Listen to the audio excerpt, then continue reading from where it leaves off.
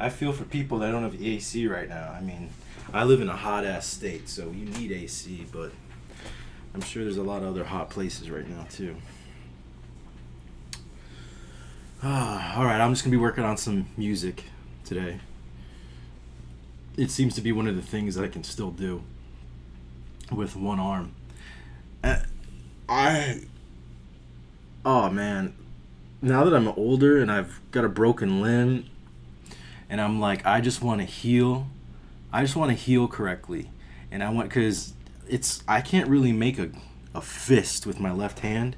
First of all, it's splinted, so there's an area that's got a cast, so that I can't fully close my hand. But even when I try to, there's some resistance, and then there's a little tension and pain within the forearm, and I'm just thinking to myself, like, fuck, I never, ever, ever want to get into an accident again. I never want to break a bone again.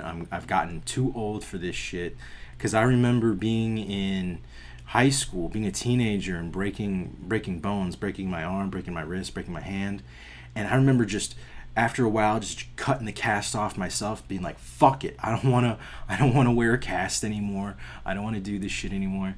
And, yeah, just eventually just getting so tired of it, and the itchiness under it and stuff, and not being able to clean and shower properly. And I just eventually just cut it the fuck off. And back then it was my right hand. It was my right arm and my right hand. So the mobility and the things that I was able to do or not do was probably even, I can't even recall though. I felt like I was so young that I could still do everything that I thought I could do. Now that I'm older, I'm like, fuck. Like if I break more limbs like past a certain date, that shit's not healing. Like that's not healing back properly. I'm gonna I'm gonna end up being in like some fucking position where it's like I'm gonna need some type of assistance, whether that's like drugs, to reduce pain or something like that, or swelling or whatever it is, more surgeries to do the carpal tunnel, release that pressure. Often, this is what I've heard about carpal tunnel. Like I was fucked up when I went to the hospital, so I was not able to, really think of, okay, I want to do this, I want to do this. The surgeon is like, yeah, we're going to do carpal tunnel, da, da, da, da, when we're to relieve the pressure. I was like, okay, that's fine. And I know in the back of my head that once you do carpal tunnel, it's something that you have to continuously fucking do. That's what I've heard, at least, and that there's better ways to alleviate that pain. So if you got carpal tunnel, do not do the carpal tunnel surgery. Find other medicinal ways to do this. And another thing, I wish I lived in Colorado, Washington, Oregon. Where else is there? I don't know if it's New Hampshire, but anywhere that has legalized psychedelic mushrooms. Psychedelic mushrooms have been proven to reduce pain, to reduce depression, to cure depression basically through microdosing. Not only that, but also repair brain damage, nerve damage. So I would love to get me some of that stuff to just to take, just a microdose here and there. But unfortunately, my state isn't intelligent enough to do that. So to do that. Shut the fuck up. Sorry, I gotta mute that. But microdosing would be perfect. I feel like it would reduce my pain. It would increase, reduce any depression or anything like that, any mood things that are associated with being injured or, being immobilized and having to be indoors, not be able to work out properly, all that stuff. And sleeping is a huge fucking thing. I have not gotten a good night's sleep since this happened, and that's the most mind fucked thing. Especially if you've got like other things going on. If you're healing, you've got depression, or if you've got anxiety, which I did have anxiety for a while because there was a lot of hemorrhaging and blood under my skin from the surgery, and that shit was moving through my arm, and I was like, dude, I don't want this fucking bruise or whatever this is, this blood, to move through, because it's my left arm. Your left arm's connected to your directly to your heart. I was like, I don't want this fucking shit moving in through my, in through my bloodstream or whatever, like getting a blood clot and then going straight to my heart. So there was a lot of anxiety around with that. Thanks, Pro Dabs or whatever. Someone followed me a couple days ago, and I know that the microdosing would relax the body, relax the limbs, relax the muscles and the nerves, and I would able to make those connections again. Microdosing in mushrooms allows for the brain to make connections with nerves and neurons, and as well as the limbs connecting to them. And it would be, modern medicine right now is so fucked. It is so fucked. After my surgery, I barely saw my surgeon, and it's so screwed up. It's really fucked up. It pisses me off how messed up modern medicine is, because it's no longer helping anybody. It's really actually hurting people, and that's the fucking truth. But yeah, once this heals, lifestyle is changing. Like, I've already was trying to change my lifestyle again, because after the pandemic, that threw me into a swing of being able to enable myself and not to have to work out as much, not have to worry about socializing as much, and just I could be in my own kind of little bubble, and that was okay for a while. And I knew that eventually that had to end, and it did end, and I started getting back into it, and started taking care of myself, and then this happened. And it's really taking away any ingratitude or just not being grateful enough for the shit I have. Because, if you've got working limbs, like if you have all your limbs working, all your appendages working, you really need to be grateful. Because you don't realize, like I can't play video games anymore. I can't do simple things like play video games, which is silly or whatever. But more importantly, I can't write anymore. I can't sit on a typewriter or my keyboard. Shut up.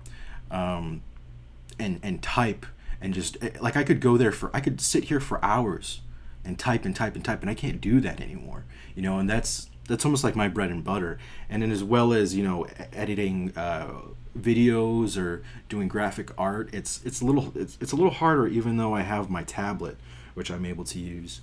But yeah, if I want to stream, what am I going to stream? There's nothing that I can stream as far as gaming goes.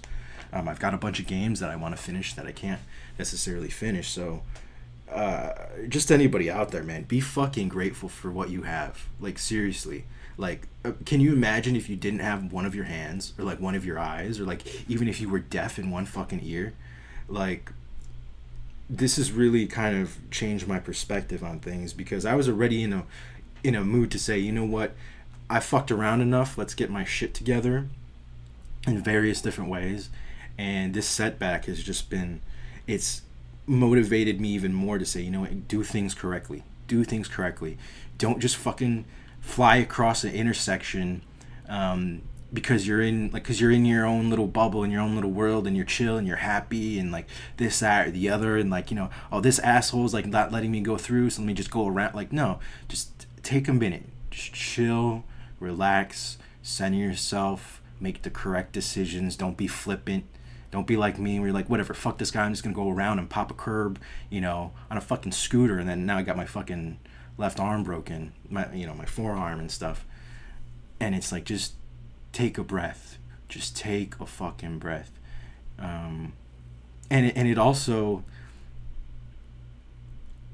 because I had plans that day. I had plans to go do other shit that day. And I had plans to go see someone that day and do something nice for them. And at the end of the day, what I realized is I'm putting energy, and we all do this. We all have everyone who actually cares, who actually's got a fucking beating heart for other people in the world.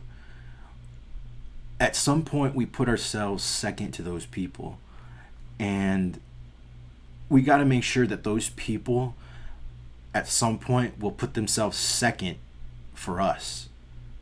And as soon as we recognize that, this person will never ever be hey, this person needs a helping hand.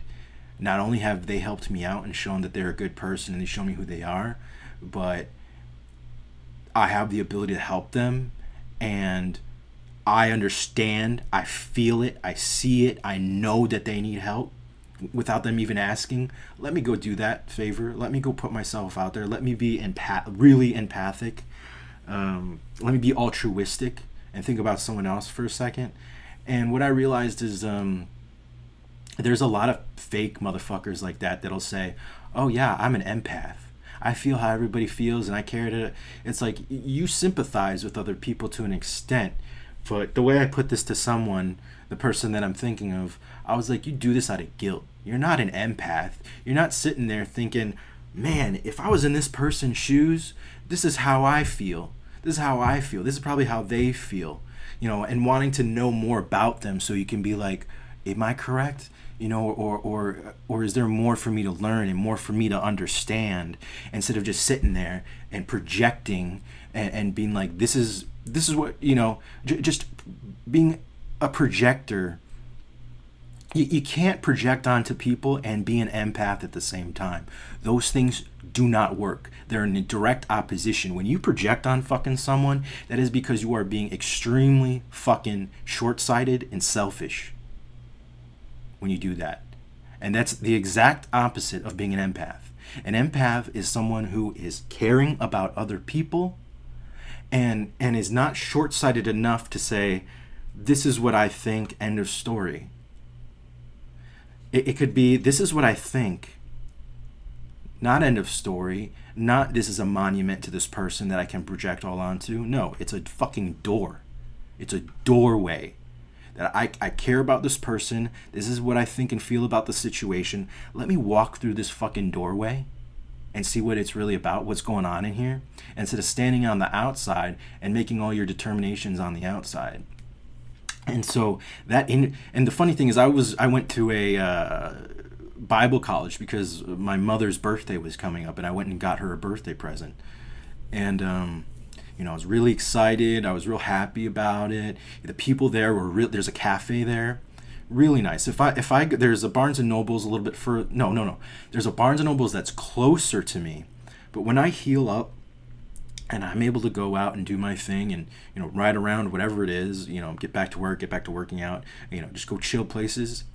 I will go to Barnes & Nobles, get my book, and then I will go down to this place and I will eat there. I will get my drinks there and I'll chill and I'll read there because the atmosphere is just really nice. And I felt that. And in my mind, I was on this roll of, okay, I'm doing something nice for my mom. I know she's really going to like this gift.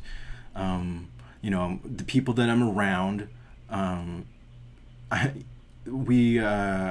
was a good atmosphere. There's a good vibe and stuff like that. So I was like, all right, cool. And then later on, I was going to go do something nice for someone who I shouldn't be. And to be honest, I think that's what I honestly feel like. In retrospect, God was like, I'm going to break your fucking arm. I'm going to break your fucking arm. I'm going to watch you fly around town on your little fucking scooter. And I'm going to watch you run errands here and there. And then I'm going to break your arm because you're wasting fucking time and energy. You are wasting time and energy on a person that you should not be wasting time and energy on. You've already showed this person that you care. And not just with words, but with actions and with decisive, strong actions. And if they can't understand that, if they don't see that, if they don't appreciate that, you need to stop. And the fact that I couldn't come to that conclusion myself, and I was willing to fly around and do this and do that and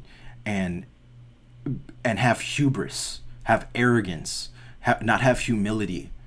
And instead of being more wise about my travels, where my energy goes, to who, how, I felt like any opportunity to be seen as a positive influence, which is still a selfish thing. Like, if you want to be a positive influence, just do it. Don't do it because you want to influence other people. And in a way, I wanted to influence this person to keep showing them that, hey, I keep showing up. I keep showing my character. I keep showing that I care. I keep listening. I keep actually listening. I keep walking through that fucking doorway and not hanging on the outside and I keep listening to what's going on, and I want to improve, I want to create positivity, but there was no feedback loop. There was no reciprocation of that. And there has to be a reciprocation of that, or else, what are you giving yourself to? And I've been listening to a lot of podcasts lately that have to do with UFOs, the military, the technology that we have, and social things going on, but specifically with Jesus and Christianity and stuff like that. And I saw a movie called Nefarious on Kick. Someone was nice enough to, I was like, hey, what do you want to watch next? Because I was in their chat, and I was like, hey, let's watch this thing, Nefarious. And it's a movie about satanic possession. And God, I shouldn't say that. Gosh darn, that fucking movie. That movie is really good at explaining what satanic possession is. And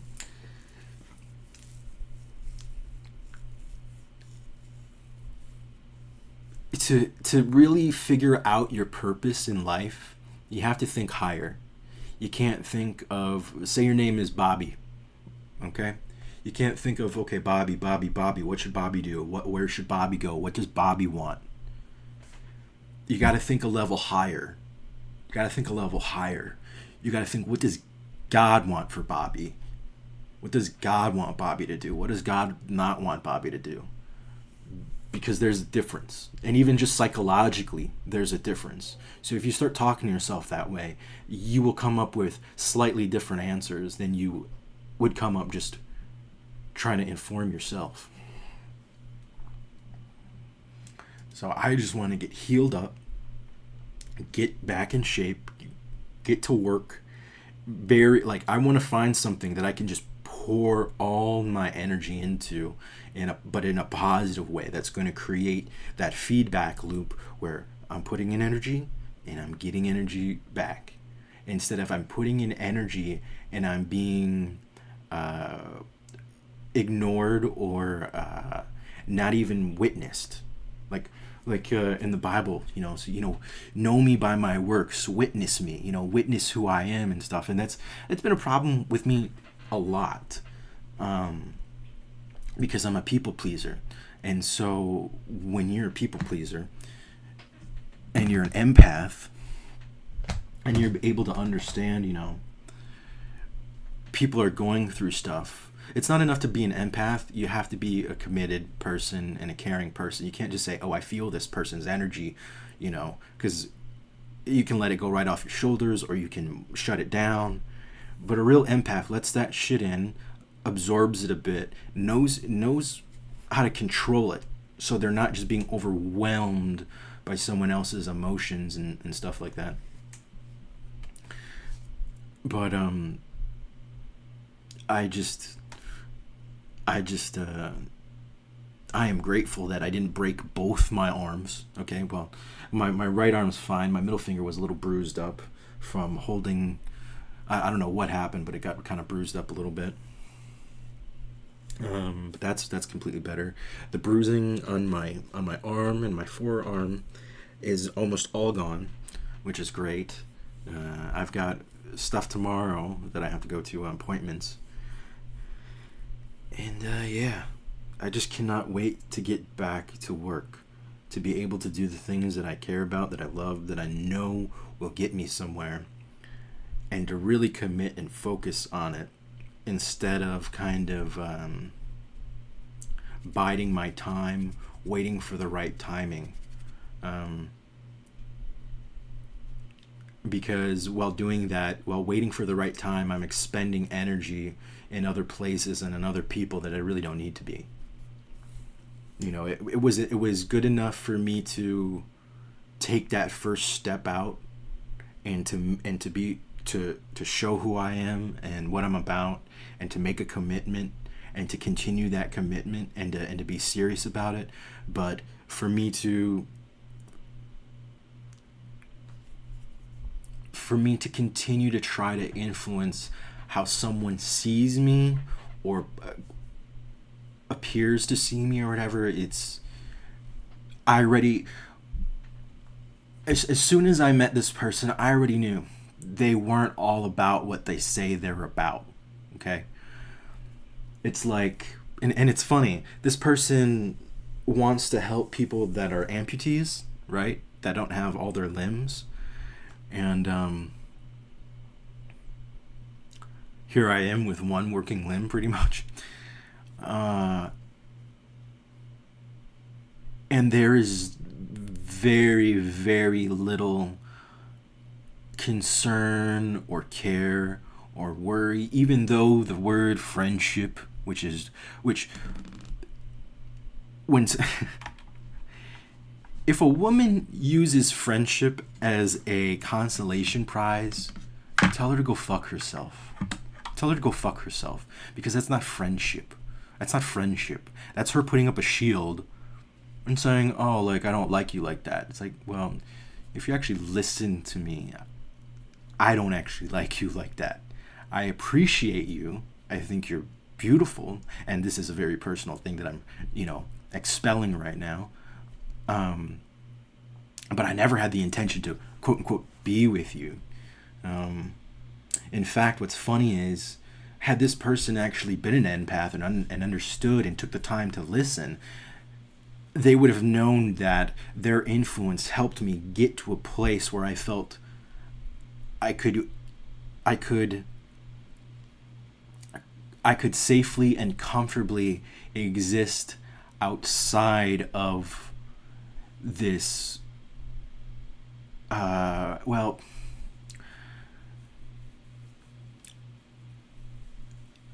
don't want to. I have to call it depression, because that's what it is.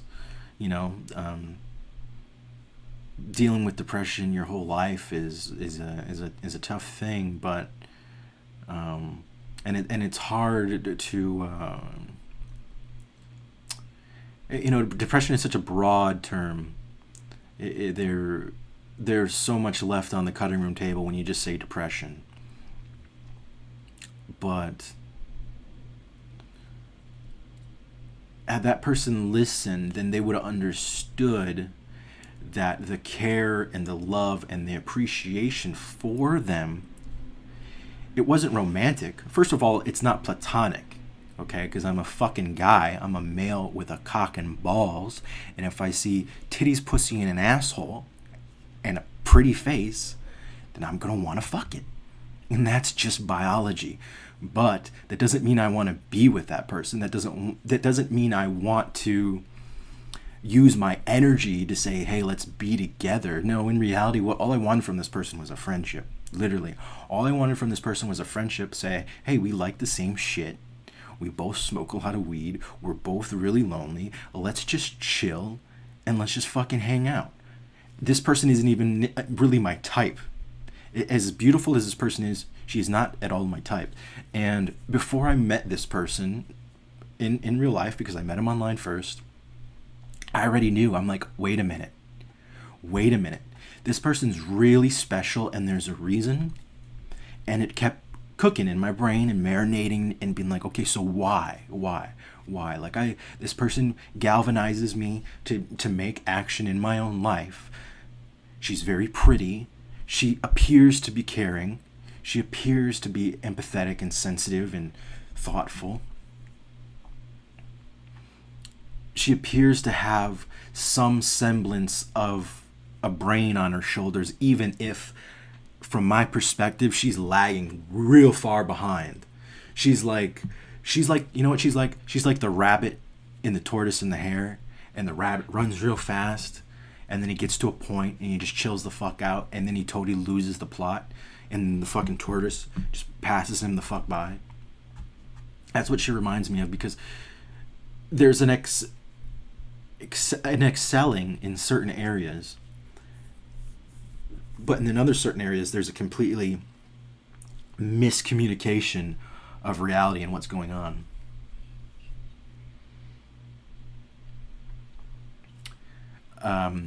For instance, I don't know if I even should do it for instance.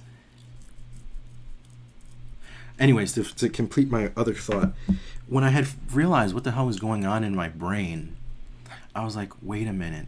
The reason why God quote unquote, God brought this person into my life, it wasn't for me. It's not for me. She's not even my type.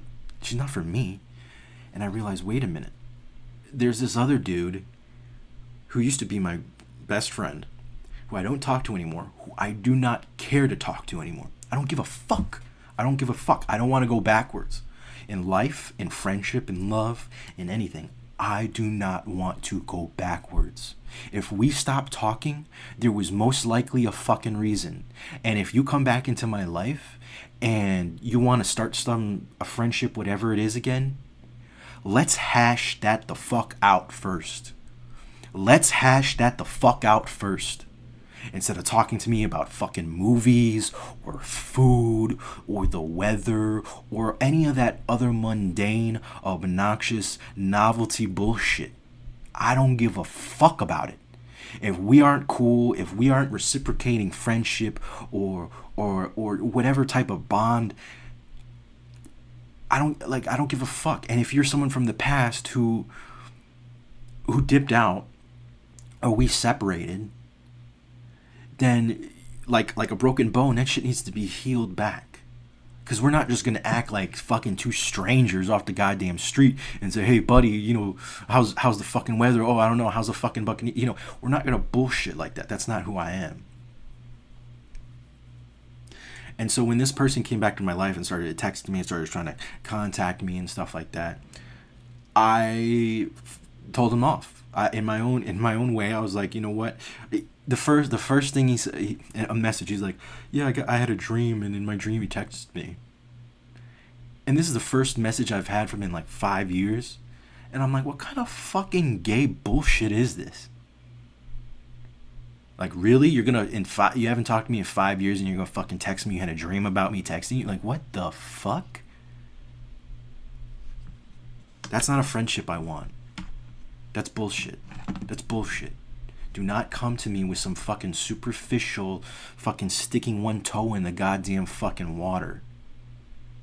Don't do that to me. Don't fucking play those games with me. And so I told him off. But then I realized, wait a minute. These two people are magnetic.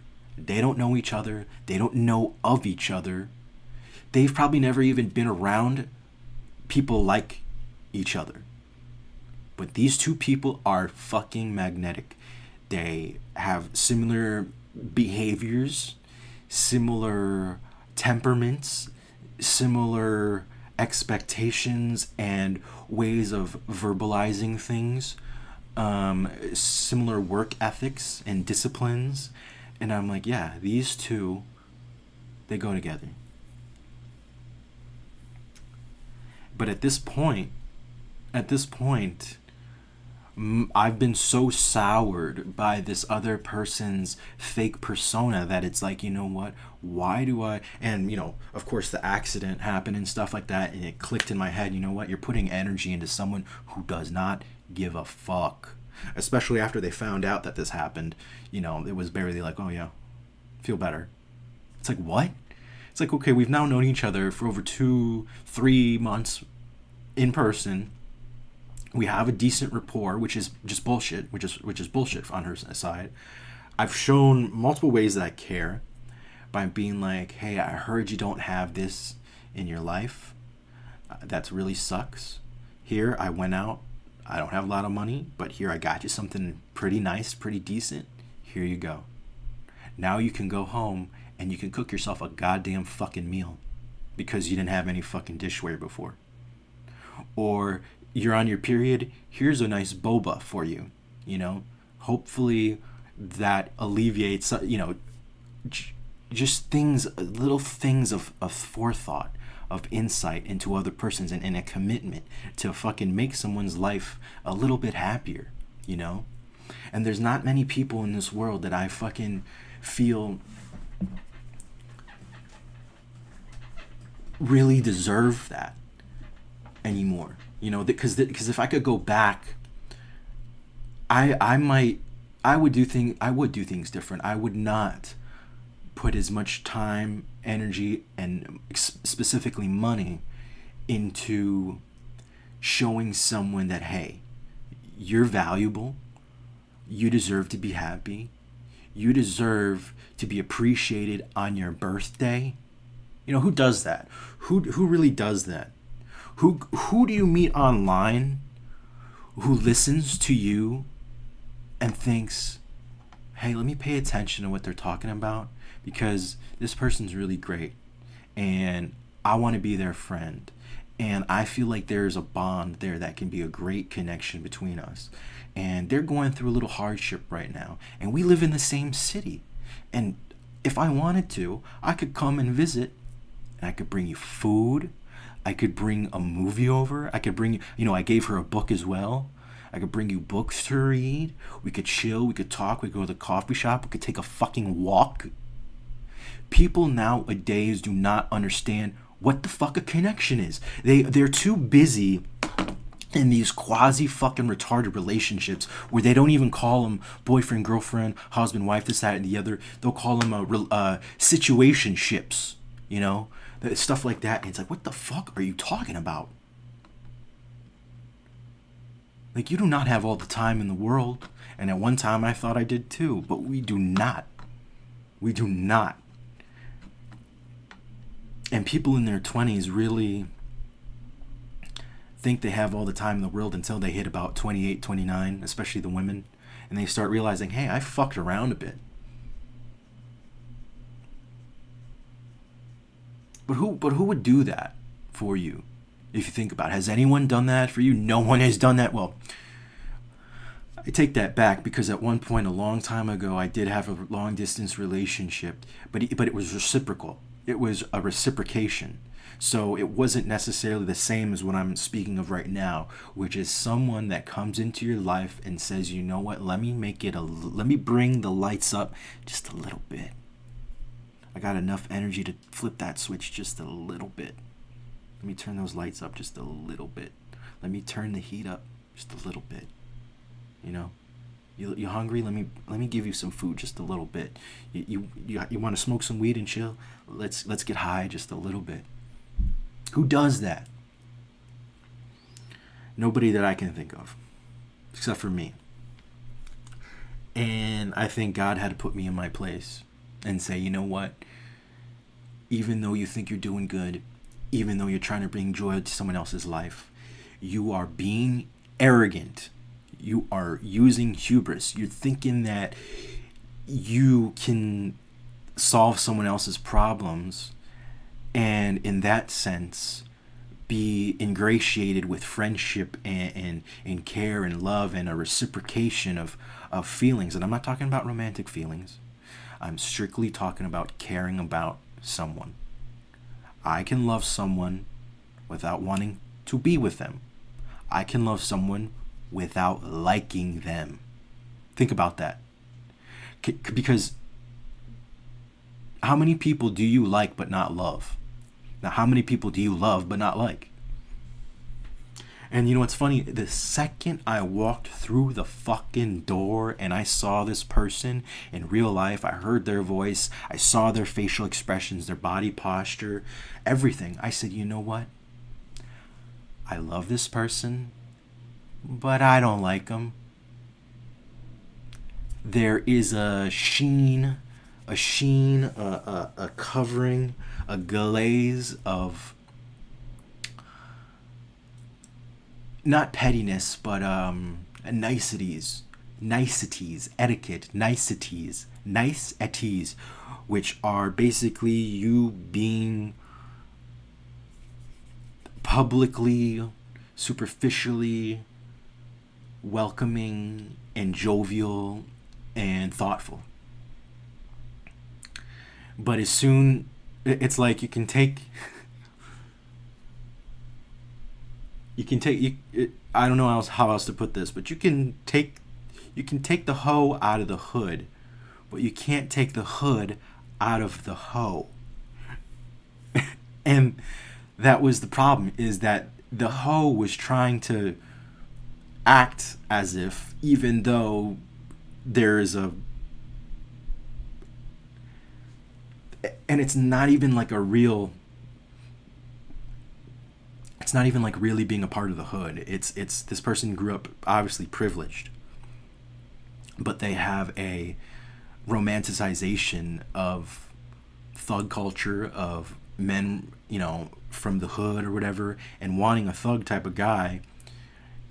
And then at the same time, none of those relationships working out, always getting cheated on, always being left behind. And it's like, you need to wake up, but it's not my job to wake you up. And it's so, immediately I knew that, okay, person's not for me, this person's for someone else. But I was still committed enough to say, let's just try to make this person a little bit happier. But at the same time, it's like, this person puts on faces, they put on airs, you're putting on an air, your nose is in the fucking air because you're putting on a fake face.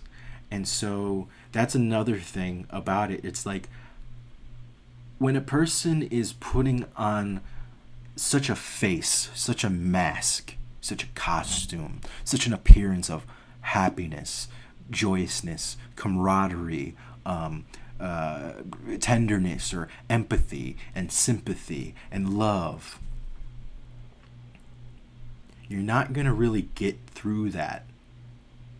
The only point the only point you will impact that person is when all that shit is taken down.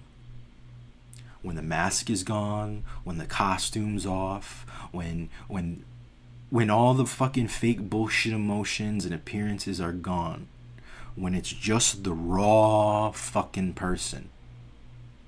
When it's just the raw emotion and the shit that eats at them day in and day out. That's the person you're going to affect, not the person that they put a mask on and act like in front of everybody else. And I'm not saying I don't wear a mask. Oh, I wear a fucking mask. Especially when I'm working, I wear a fucking mask. It's necessary, especially in this world, in this life, in this era, with how much crazy shit that goes on. You need to wear a fucking mask if you know what's going on. Because we are living in times and in a culture that is fucking built on depravity and corruption. And if you have an inkling of what the fuck is going on, then you know the shit that we are involved in, whether you're just sitting at home fucking ordering Uber Eats or on your phone or whatever the fuck. We are feeding the fucking monster. We're feeding the beast. We are feeding the fucking beast. Just sitting doing nothing. We're feeding the fucking beast. And to be aware of that is a very hard thing to accept. It's a hard thing to accept that every single day that you're alive, you're wrong. You're fucking wrong.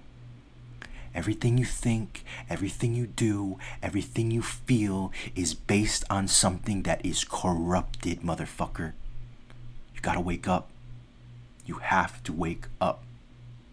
But I know this, and I put on a mask when necessary. But when I fucking meet someone that I say, you know what, there's something deeper here. There's something more than superficial here. There's something more than just a nicety or an acquaintance or another person wearing a mask passing you by. I can see into the mask. I can see into the costume.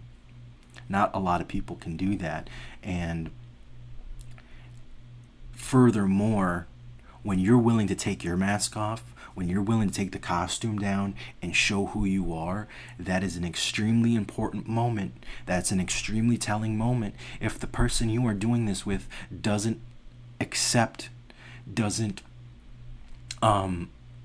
understand and validate the parallels and the realities of what we're fucking living in,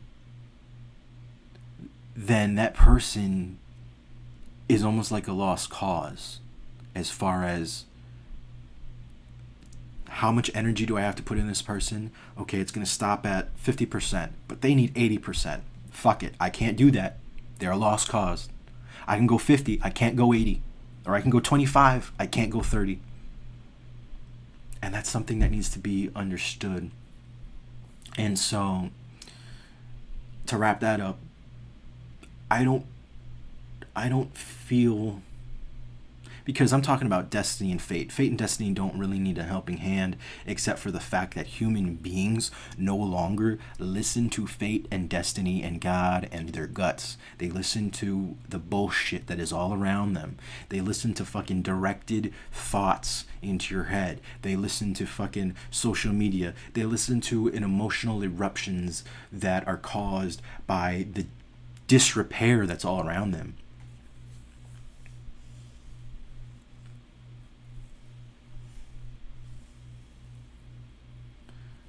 You know, it's weird, and it's difficult. It's difficult to be awake. So in that sense, I respect them. This person that is asleep, that is lagging behind, that does not know how to reciprocate friendship, and who considers himself an empath when in reality they are reverse. They are a dark empath. They are absorbent and repulsive, instead of embracing and sharing. Absorbent and repulsive instead of embracing and sharing. Those are different things.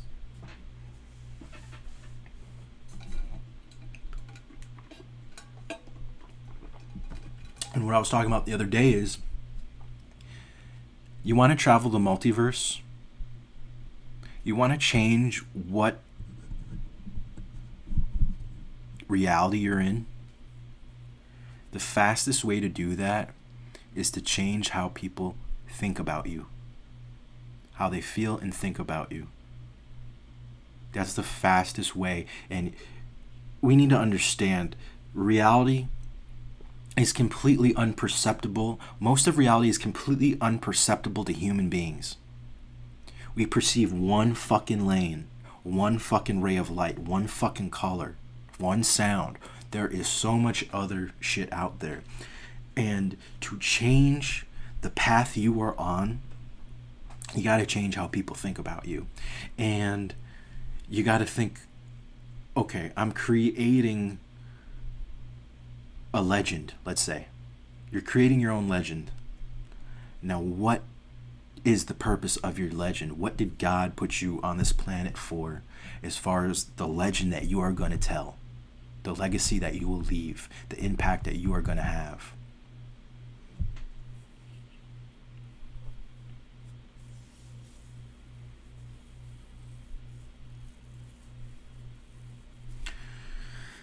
And I know that God calls people into isolation that he wants to work with.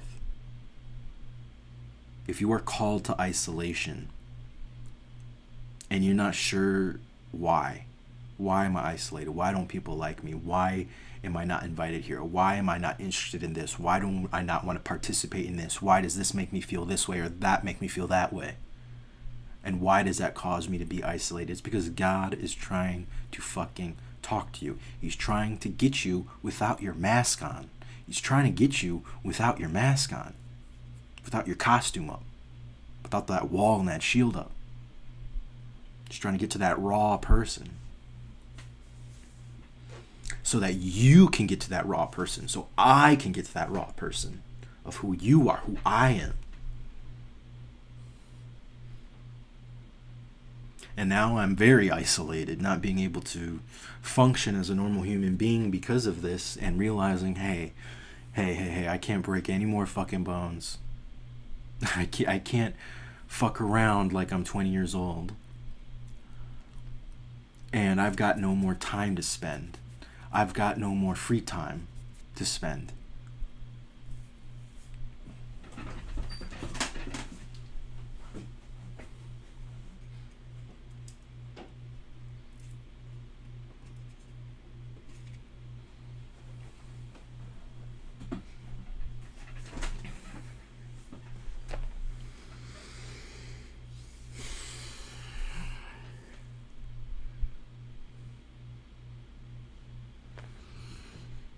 Just looking at my arms, moving it a little bit, move my fingers a little bit. You know, and it's true, because now what can I do? I can't entertain myself. I can't escape, right? I can't escape, and I can't entertain myself. I can't escape myself, and I can't entertain myself right now. I'm constantly reminded through the pain, through the discomfort, through the visual of being splinted and being beat up,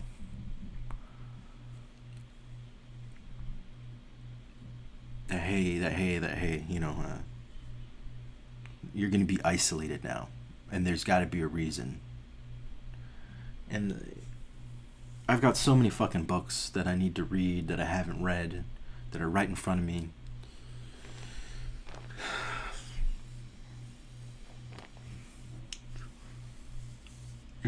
It's just difficult. It's difficult when the people who need to hear certain things don't get to hear them, because socially we are no longer caring for one another. We say we care for one another, but to me the greatest love someone can give you is tough love. And that doesn't mean being angry or rude or hurting someone. All I mean by that is, if someone is willing to destroy their relationship with you to save you, so to speak. Like, for instance, I had a friend who was a heroin addict, and he went to rehab and he got better. And I would talk to his mom, and she was worried about him all the time. And I said, I would rather lose my friendship with him than enable him.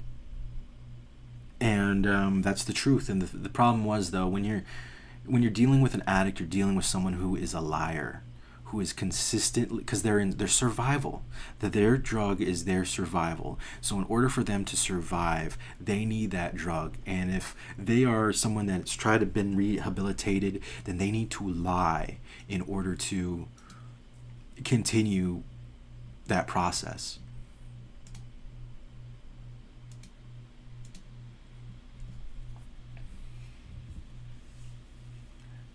And so, even though I was willing to not have that relationship, the fact that they were an addict and are an addict,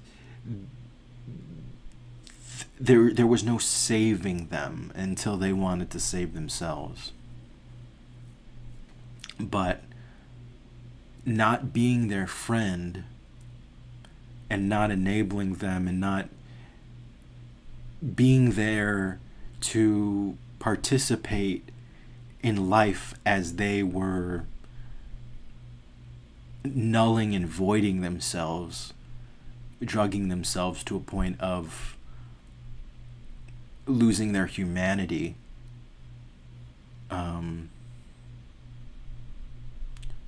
That's not something that I want to participate in, but it's something that can take you by surprise, because addicts lie, and they're good liars.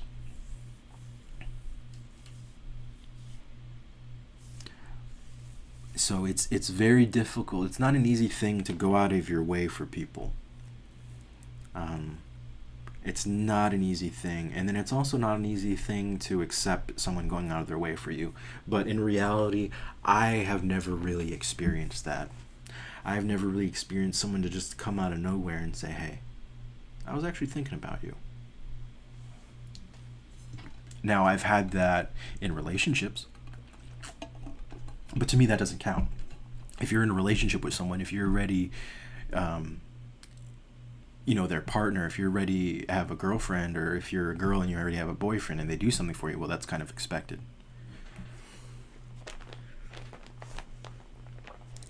But as far as where are the people in the world who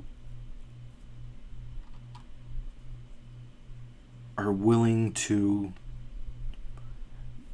bare themselves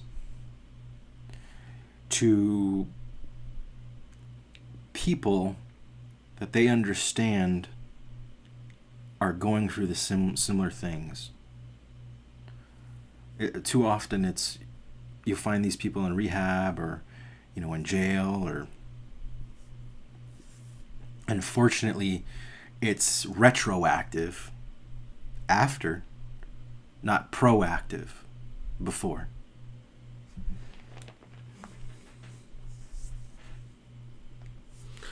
And the thing is also that this person that I tried to show my true self to and tried to be kind and thoughtful and bring joy to their lives, they're still very depressed. And it's because they still are living with this mask on. This mask of, oh, I'm a high value female, or I'm so pretty and I'm so fit and I have such good genetics, this, that, and the other.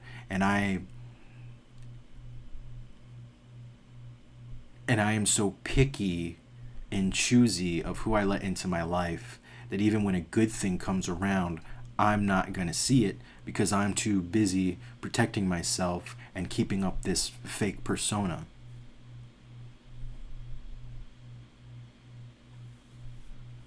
Crying is fine. Crying is great. Like, everybody needs to release that. But I think if you cry more than three times a month, then there's an issue. There's an issue. And I mean, like, really cry. Like, oh, woe is me type of shit. Oh, life is so hard type of shit. Or this person hurt me so bad type of shit. Or I can't let go of this, so I'm going to fucking hold on to it and make it so that I'm always reliving this trauma. But if you're like going to the movies and you're like, oh, that was such a good movie and I'm fucking tearing all of this shit, that's different. If you're someone that needs to seek out external stimulants, movies, TV shows, books, whatever experiences, to then manipulate your own emotions so that you can cry, that's not good. That's not good. And it's funny, this person says they're a stoic. Stoicism. Now let me look this up so I get this right.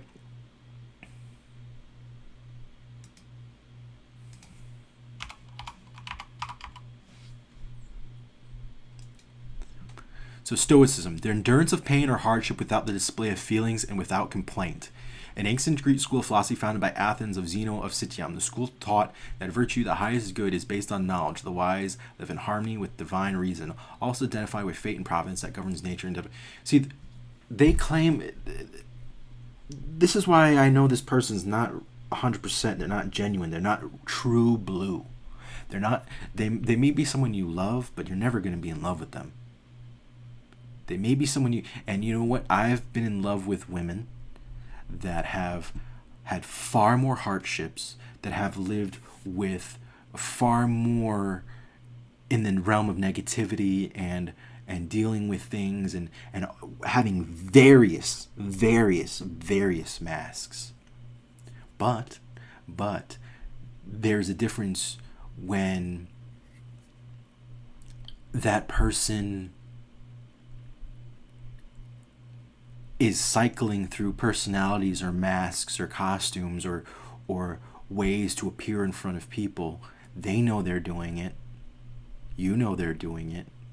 And the fact is, they've shown that, hey, I'm broken. I'm doing this because I'm broken. I'm doing this because I'm addicted to drugs. Or I'm doing this because I'm in a family situation that's really fucked up. Or I'm in a life situation that I'm not ready for. And so I'm going through this cycle of either taking drugs or, self-abuse, or cycling through masks that aren't really me. And I've been with women like that. But the difference is, those women that have created that bond, who we've gotten close, like I've gotten close to, they've gotten close to me. The difference is that there is an acceptance of one's humility. There is an acceptance of one's humility. If someone has no humility, then that's one of the biggest turnoffs that you can fucking have. If you think you're the shit 24/7, then lady, don't get caught with your pants down. Then don't get caught with your pants down. Because nobody's perfect 24/7. No one's perfect even fucking for an hour out of the day. You're lucky you'll get a minute of perfection a day. You are lucky and blessed if you get 60 seconds of perfection a day. A week. So you have to be humble. You have to be humble. And so when a person says they're an empath, but they're not, when a person says they're caring, but they're more selfish than they're caring, when a person says they're stoic, but then are incredibly emotional, seek out things to emotionally stimulate them, and then flippantly get pissed off because of this, that, and the other when they don't fully understand. I have to do this, for instance. They brought up the film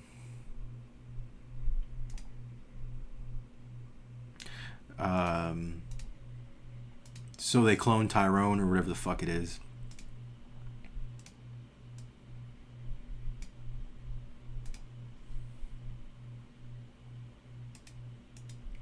And I was like, oh yeah, I brought up the, we discussed the movie and stuff like that. And I was like, yeah, okay, well this is a blaxploitation. The blaxploitation movie? Is that what you're talking about? They cloned Tyrone, the blaxploitation? And they read that message, they're like, because this person is mixed. This person's French, Mexican, and black. I'm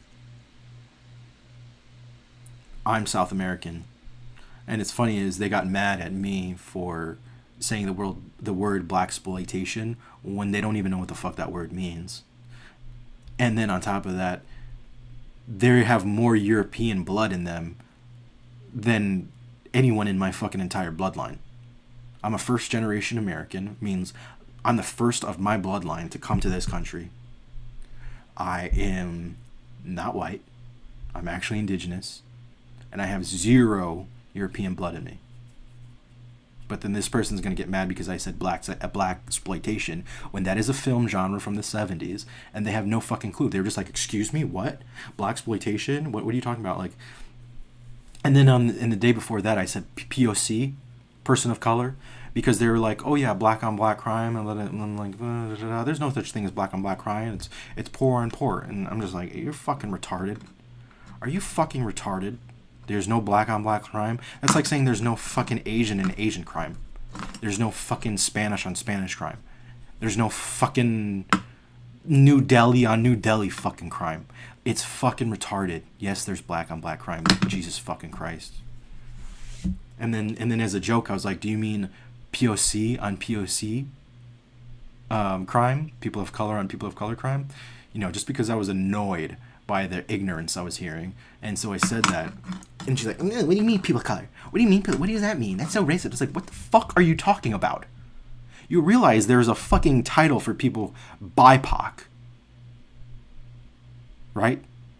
BIPOC. Bisexual, people of color, whatever the fuck it is. Like, these terminologies are coming out a mile a fucking minute. And there's so much ignorance out there that it's not helping anyone. It's just pissing people off. Because the ignorance out there is so pervasive that no matter what you say or how you say it, if you're talking to a specific set of people, if you're talking to black people about their fucking culture, you might as well be fucking from Mars. You might as well be fucking blind. Black people might as well be a fucking unicorn that you never fucking heard about. And be like, no, you don't know anything about that. And excuse me, I live in the same fucking country as you. I have the same fucking law system as you. I see with my own 2 eyes, I hear with my own 2 fucking ears. It's fucking ridiculous. It's fucking ridiculous. So she was all mad because I said people of color, and I'm just like, you're retarded. You're literally fucking retarded. So I can't say blaxploitation. I can't say people of color. I can't say BIPOC. And I realize that this person thinks they're just black. They think they're just black. They don't realize that they're also Spanish, which probably means they have Native American blood. And they're also fucking French. They're also fucking French. Now, how fucking big of a gap is that between fucking being an ancestry of a black person in America and then a European French person? But then they're going to dictate how other people should talk about a culture that is only about a third of them, if not less. It's ludicrous.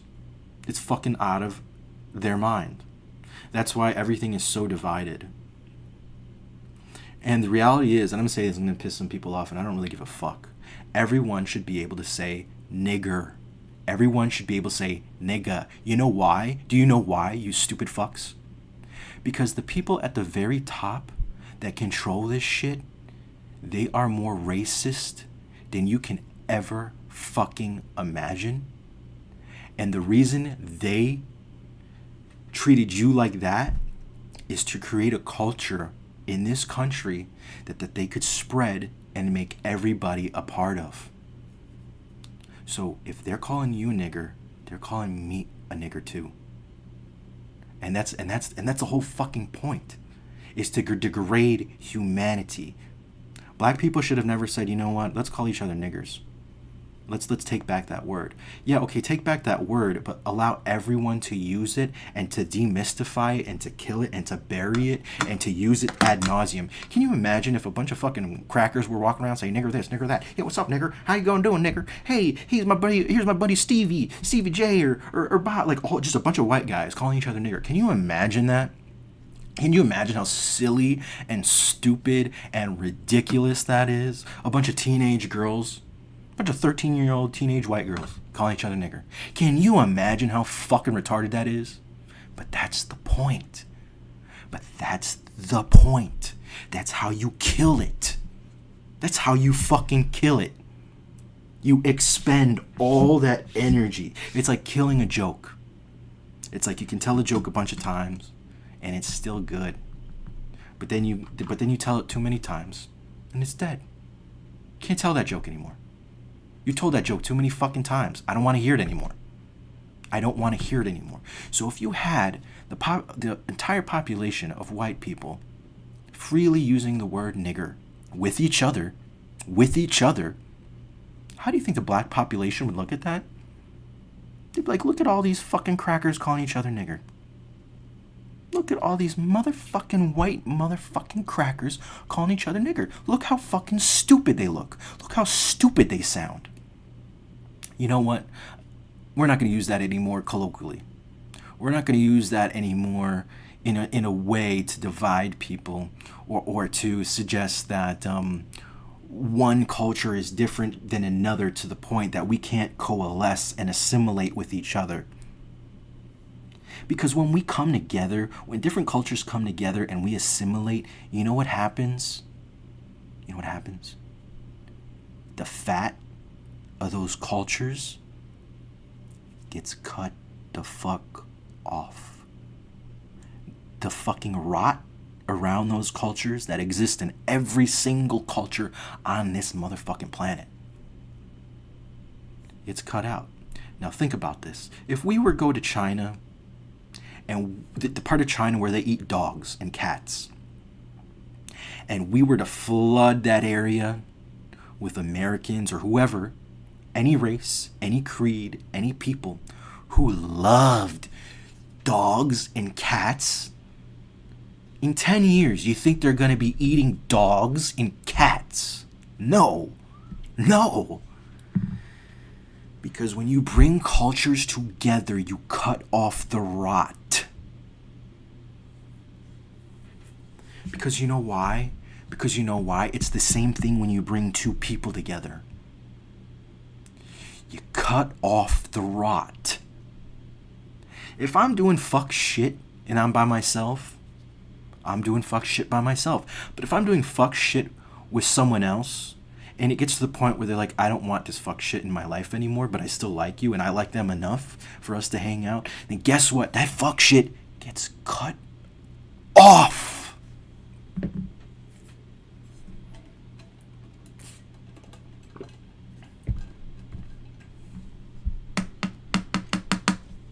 I don't need a stream. What I really need is to start writing comedy. I got the rage part. I got the anger part. I got the annoyed part. I got the part of me that is seeing everything that's unacceptable and being like, yeah, that's unacceptable. Now what I need to do is introduce that comedy into it so that I can take this and express this in a way that's going to make sense to people without offending them to a point of putting back on the mask, putting back on the costume, acting like we're good when we're not good.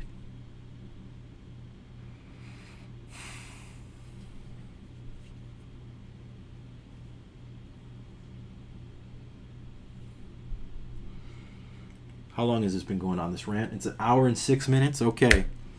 That means I need to smoke some weed. Recreational. I have a problem saying the word recreational. Okay, whatever.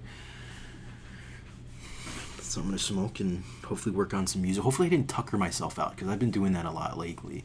And I know it's just because I need to get some shit out. But at the same time, I think I've reached my limit with the way I can express myself on a stream. It needs to go public. It needs to reach more ears. It really does. It needs to reach more ears. Even if it pisses you off, it offends you, I don't care. I know I'm right. And that's just the facts. I know I'm right about this shit. I don't want to be right. Let me say that. I don't want to be right. I hate being right. One of the things I hate most to hear from people is like, "Hey, you're right." I groan when I hear that shit. I don't want to be right. I want you to be right. I don't want to have to say shit to you. I don't want to have to correct anybody. I don't want to have to fucking bring awareness to people when there's no reciprocation, there's no feedback loop of energy.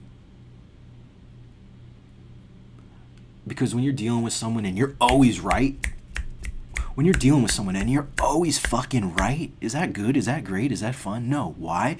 Because the other person is always fucking wrong. They're always fucking wrong. And that shit gets so tiring.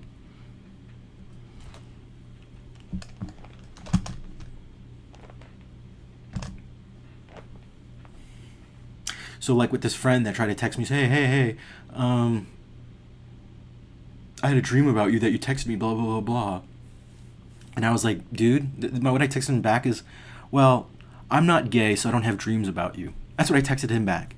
Because it's true, I don't have fucking dreams about him or or any of the guy dudes that I fucking have known or friends or any of that shit. And I just wanted to tell him off and be like, and I wanted to do it in a petty way because I felt that the text was petty to me.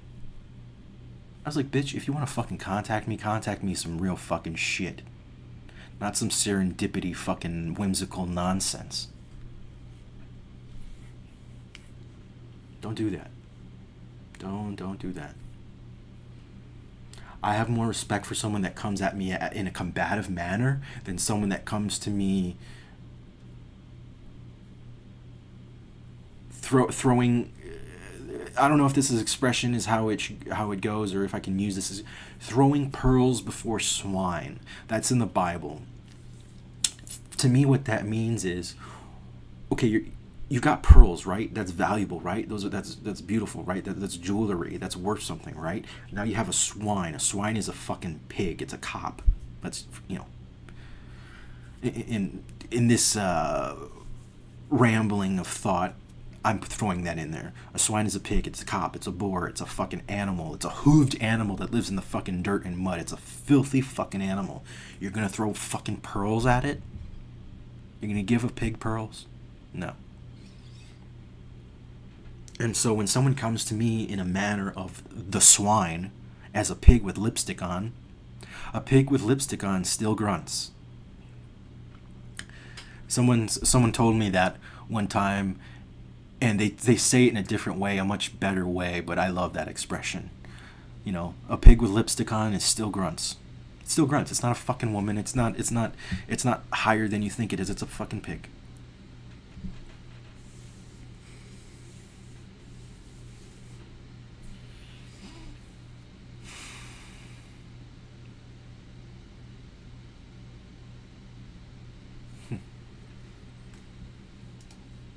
Oh, crack my back.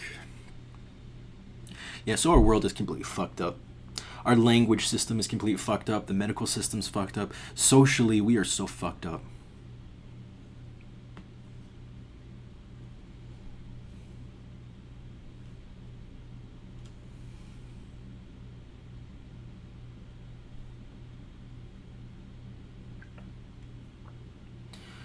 You know, we say we want to help the world, instead we enable it.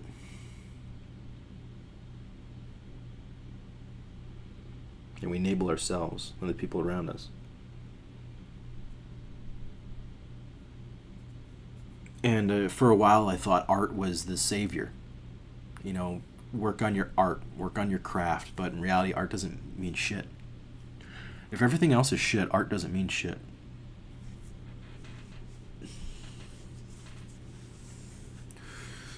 All right, what time is it? 1:12. All right. Now I mean it. Now I gotta do something productive. So let me work on this music, because I gotta do something productive. Oh, that's right. Before I can do that, I have to go to my downloads. I gotta go to my downloads folder.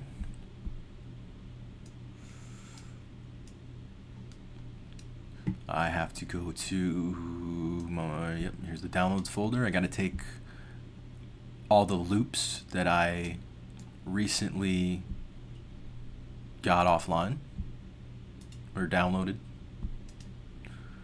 Now I'm going to take it to my Acid folder, which is Acid Studio, which is my music studio thing, my digital software studio. I'm going to take it to my loops, 2023 loops.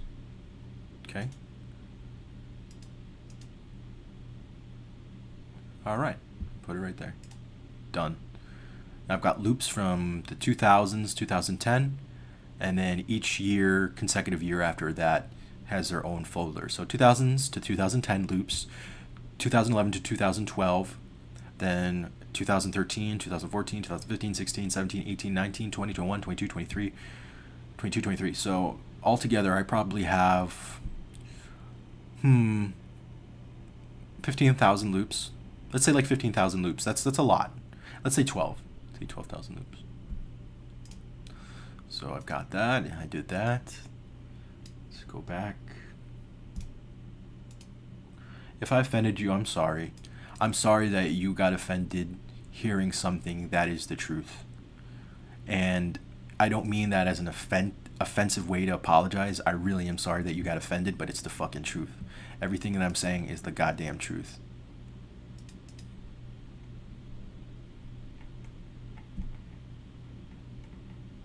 Where's my Acid Studio?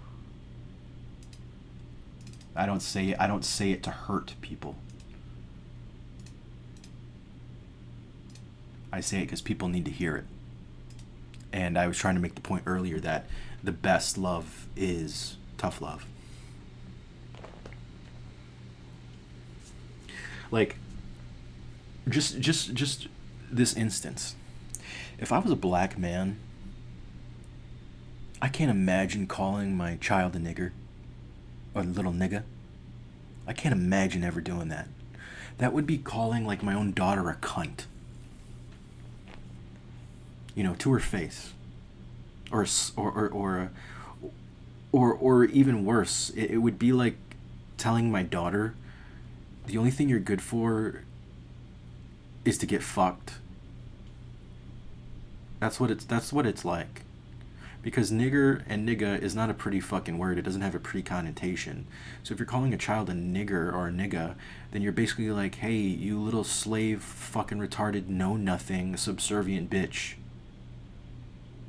You subservient, barely a fucking human being bitch.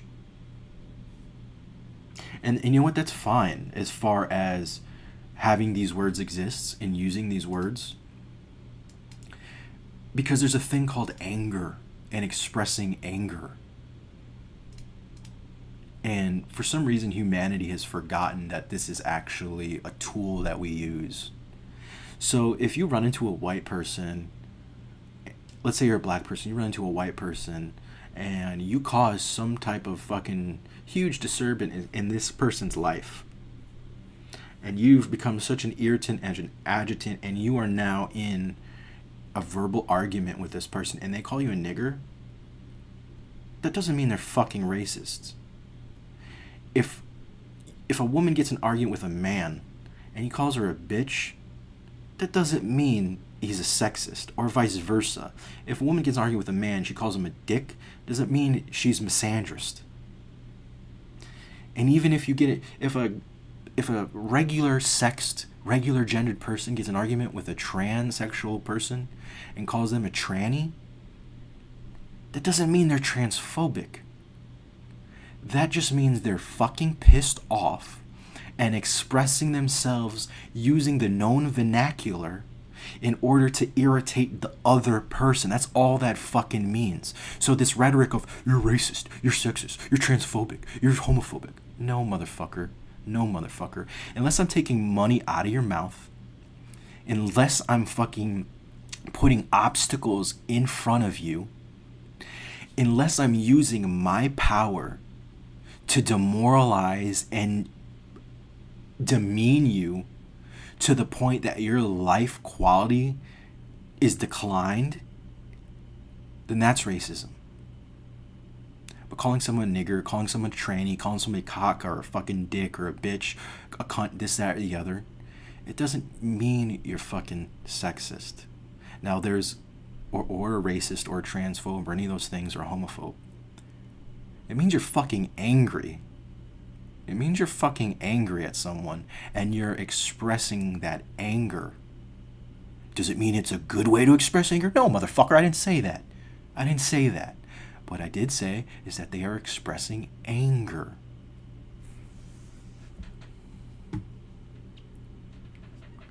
So I see that we've got some more listeners, so I'm sure this is getting some people talking. I'm sure some people's ears are getting a little hot. But maybe they need to be. Maybe they need to be. Because guess what? The direction we're going is off a fucking cliff. Open your eyes. Open your fucking eyes. We're going straight off a cliff. And it doesn't matter what's going on in your personal fucking life. The train conductor is already hopped off the fucking train and there's no one there and it's still moving.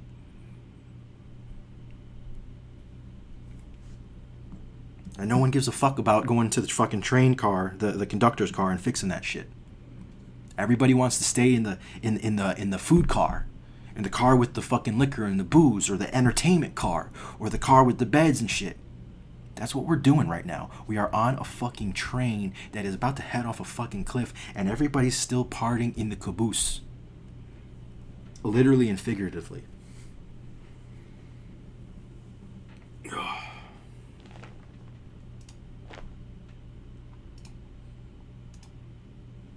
And I still haven't hit this weed.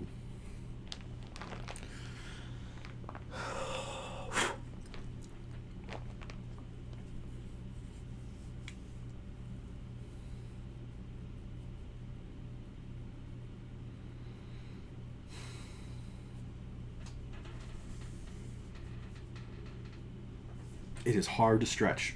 It is hard to stretch this stupid arm.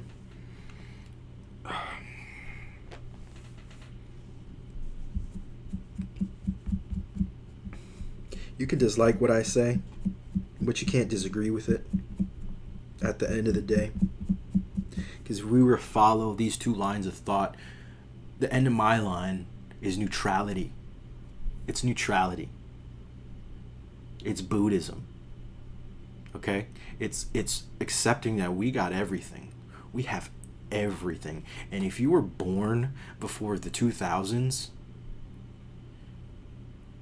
you lived in even 2005, 2010, you lived in a world of extreme abundance like this planet has never ever seen. We lived better than fucking kings and queens did. We had everything. And now we don't, so it's a little bit tougher.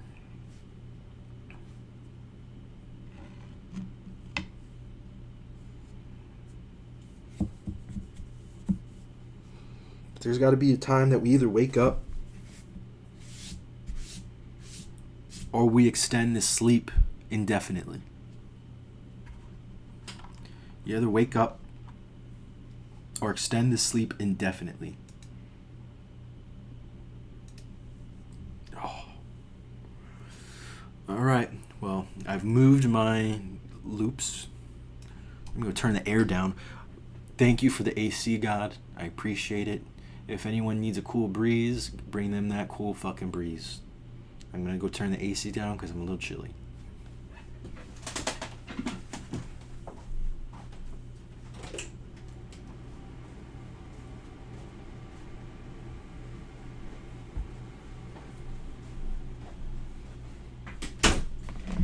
And just remember in the Bible, it doesn't tell you that you should be disliked, that you should try to be disliked. But what it does say is, if you follow the word of God and you follow that path, you will be led to isolation because you will be disliked by the people around you.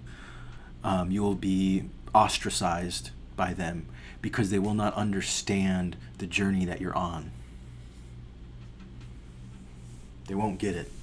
They won't get it. They're too busy in their own lives, not understanding why someone isn't doing things the exact way they're doing it, or why they aren't doing it the way they've been taught to do it, or the way they've seen other people do it.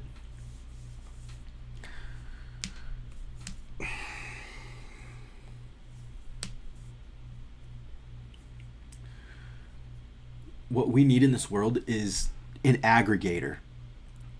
We need an aggregator for men and for women, but since I'm a man, I think about men.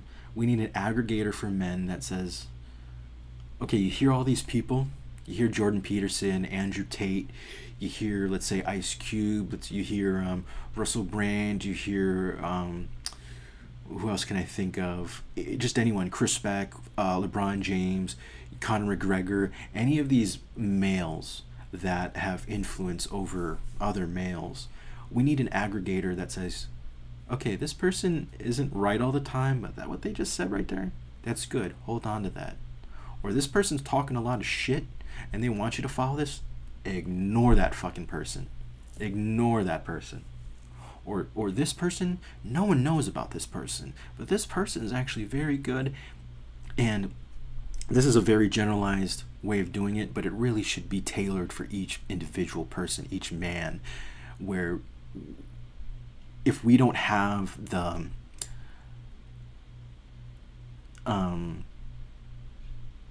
consciousness, the subconsciousness,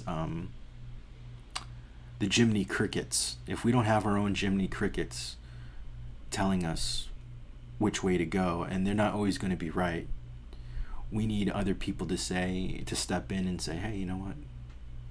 This actually benefits you a lot. If you were to take this route and to put a lot of effort into it, you're going to get a lot of output back. Because right now it's a free-for-all. For men culture in Western society is taking shit in your hand. It's literally, men's society in Western culture is going to a fucking porta potty outside of the Super Bowl, putting your hand in the porta potty, grabbing all that shit, hundreds of people's of shit, thousands of people's of shit, millions of people's of shit, making a big ball of it, winding up, throwing it at the wall, and seeing what sticks. That's men's culture now. That's men's culture in America. We're all just trying to figure out what the fuck sticks to the wall.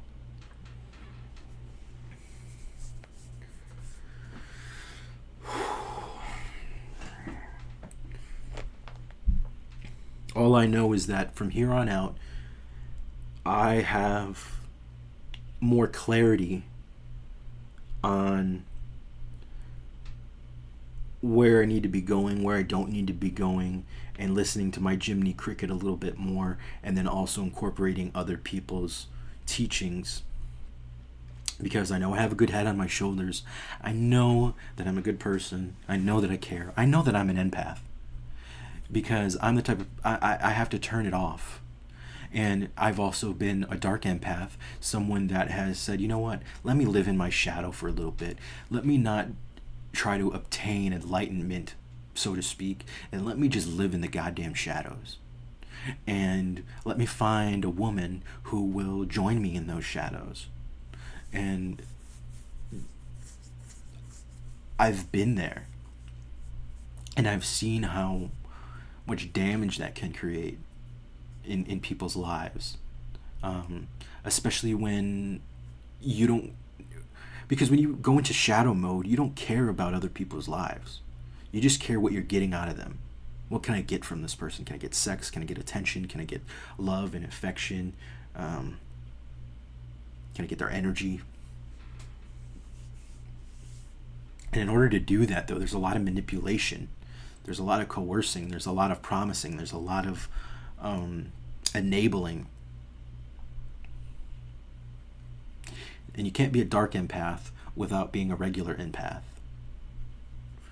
And it's something that I consciously turned, and now that I consciously have to turn off, to say, you know what, there's no reason to be that way anymore.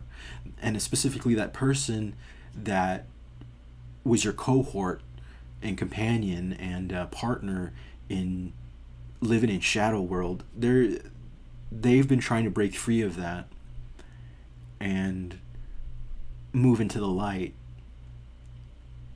And they still wanted to have a connection together, but I wasn't ready to move into that light, because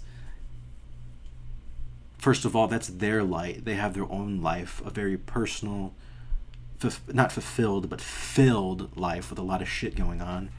And I can't walk into the light with them. They have their direction, I have my direction. And so the fact that they had their direction and I had my direction, but I didn't have a direction, so to speak, I planted down. And I became an anchor, and I became a weight. And in order for them and me to fully accept this moving on, because I'm talking about something specific, vaguely, but had I not done what I had done, that person would have returned. There would have been a boomerang effect. There would have been closure, and it needed to be closure, because I knew what I was doing. I knew what I was getting into. I knew the games that I was playing.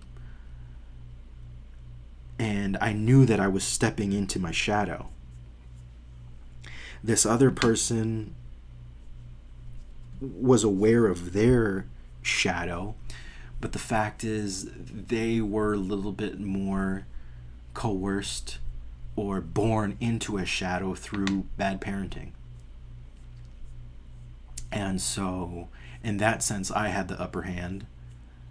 And also in that sense, I was the Wizard of Oz, the guy behind the green curtain, and until they saw who was behind the green curtain, they couldn't understand that, hey, like, I've been looking at this completely wrong. I have more power than I realize I have, and what I've been using my power for is to allow this to go on, allow this manipulation, allow this game to be played, allow me to play a game, And just my point being is that, being an empath isn't like some fucking badge of honor. It's not something that's like, oh cool, I'm an empath. Da, da, da, da, da, da. No, it's literally something we all have that we can all tap into. It's not something special. It's just a part of us. And from moving forward on, I realize, I've realized for a while, and I've moved away from that shadow part. But moving forward, I know that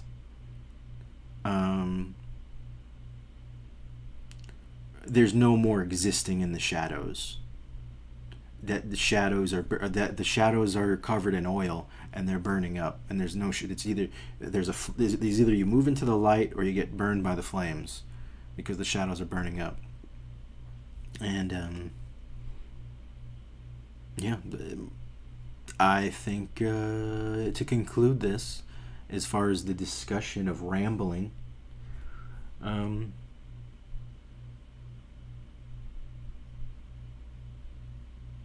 it's time to act correct, to be correct, act correct, and just do it with pure action. Just do it with pure action, and to not dilute my purpose, my perception, and who I am. That I'm a person that instantaneously will be like, this is for me, this is not for me. And instead of giving the benefit of the doubt to other people, I need to give the benefit of the doubt to myself and say, hey, you know what you're talking about. You caught yourself.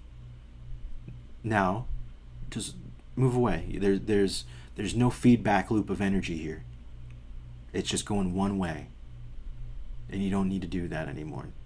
There needs to be circles. There needs to be concentric circles forming. And there needs to be a proper balancing act going on. A proper, like you see in Cirque du Soleil, and a guy's doing like, he's holding like 40 plates, and it like looks so fucking easy. It's got to be like that. Where it's like, you know your capability, you know you're confident, you know you can do this, and you know what's right and wrong, and you know where not to step and where to step.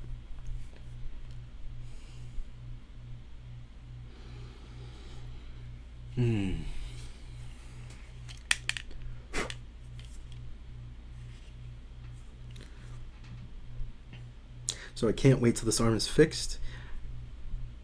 I make a creed from now on that time will be spent much more wisely and less flippantly, less casually, and my decision making, whether little or small, will be more thoughtful, will be much more thoughtful for me, be much more thoughtful for me and what I need, not what other people need. Because literally, that's what happened. I thought a little bit too much about someone. I was excited. I said, I'm going to go do this, da, da, da, da, and with arrogance and hubris, I thought I was going to go brighten someone's day or change how someone feels about something. But in reality, that's a journey that they're on, and it's something that necessarily I can't fix or needs to be fixed. Some people just aren't going to be saved. And that's just the truth. Some people are going to live in delusion. They're going to live in propaganda, brainwashing. They're going to live in complete obliviousness to what reality is really asking of us as people. And sometimes those people just cannot be saved because they don't want to be saved. Just like I didn't want to be saved when I was in my shadow place. I didn't want to be saved until the person I was with could accept who I really was, which isn't me in a shadow. It's the version of me in the light. And the version of me in the light casts light on every single body else. And the thing is, I can't be scared of that. I can't be scared of doing that immediately. I can't be scared because if I had done that immediately, that first day of meeting that person, I would have said, this is who I am, this is what I'm about, very nice to meet you, da da da da, I'm here to fucking do my class, don't mind me, da da da da. I'm just here to do me. There's the perception of I'm here to fucking be a friend or be a savior or to enlighten or to make someone happy or to do this or that or the other. You're not in a place to receive that yet. And I see it and I know it and I feel it. So let me not play into that, oh, I'm so kind, I'm so lovely, I'm so endearing, I'm so thoughtful, I'm such an empath, I am so aware of things, I'm so lonely and I need someone and this, that, and the other. All that bullshit that I saw and heard and was told. You may need those things, but it's not from me. It's from yourself. And I knew that. And so I have to heed those calls.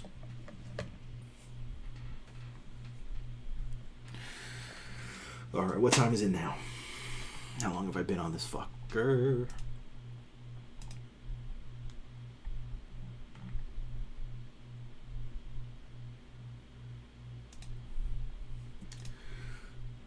Oh, my fucking elbows sore and shit.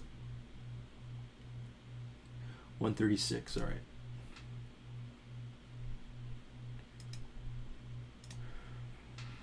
I gotta get some work done. I gotta feel productive at something.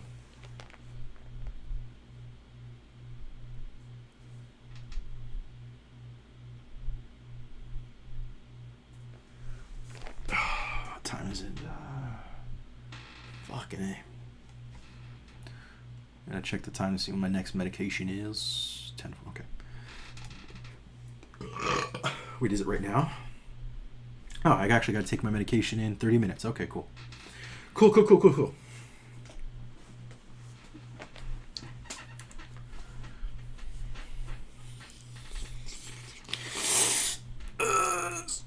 Trying to stretch, trying to fill my limbs with oxygen before I fill it with carcinogens and smoke.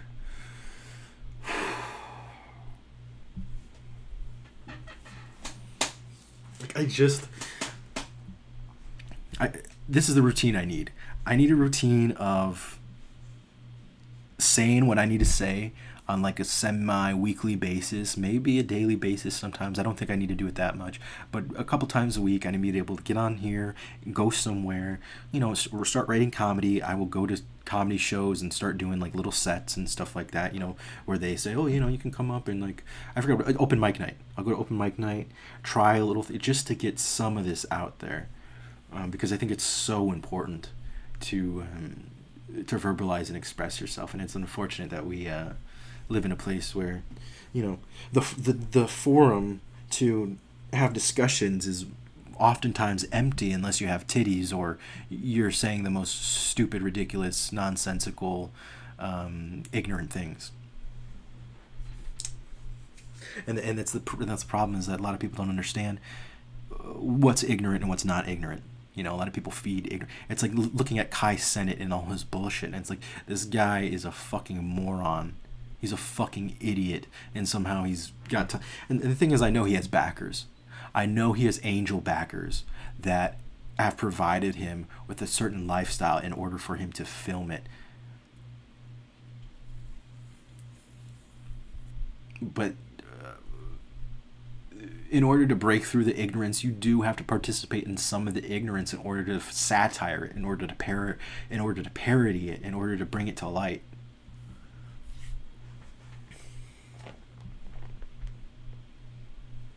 It's like with the trans community, okay? For instance. So having a penis or a vagina doesn't make you a man or a woman, right? It's how you feel. It's how you identify. So if I'm a man, I'm born a man, but I want to be a woman, I say I'm a woman. Okay, and then there's the castration chemically through chemicals, and then there's top surgery and bottom surgery. So if a woman isn't determined by their genitalia, okay, or a human being isn't determined by their genitalia, what is the fucking point of castration? What is the fucking point of bottom surgery, top surgery? What is the point? So you have to be able to dig into the shit in order to show people that it is shit. Because if it doesn't matter you have a penis or a vagina to be a man or a woman, then why the fuck would you go the extra mile to physically harm yourself? Because I'm injured right now, and I can't imagine the psychosis I would have to be into to say cut my dick and balls off, chemically castrate them, cut a little coochie hole for me that's connected to my asshole so I can shit and piss out of the same hole and get infections and either go to the doctors and be on antibiotics all the time.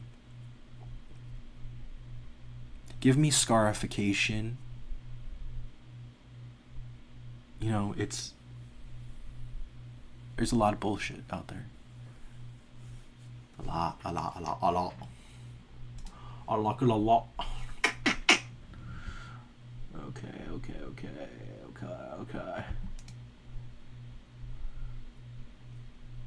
Just see here. Make sure I'm still online. Apparently I'm still online. The internet gods haven't deemed what I've been saying as over the line yet. Not yet. Alright. Stop fucking around.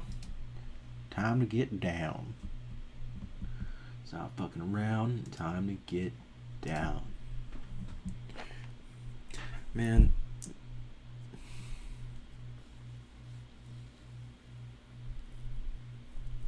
In my shadow place, when I was in my shadow place, I used to think I Am Legend was like such a great movie in the sense that, hey, here's Will Smith in the middle of New York and there's no one else.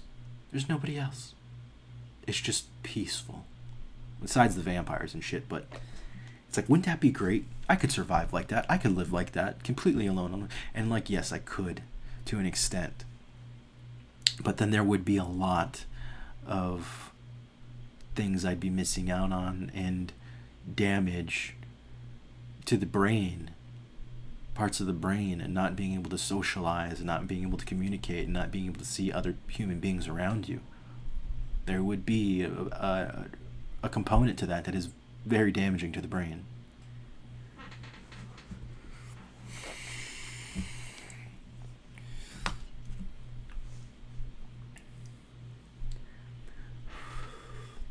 Even holding my pipe is a pain in the ass. It makes me wish I was someone who smoked joints, but I don't know how to roll joints. So.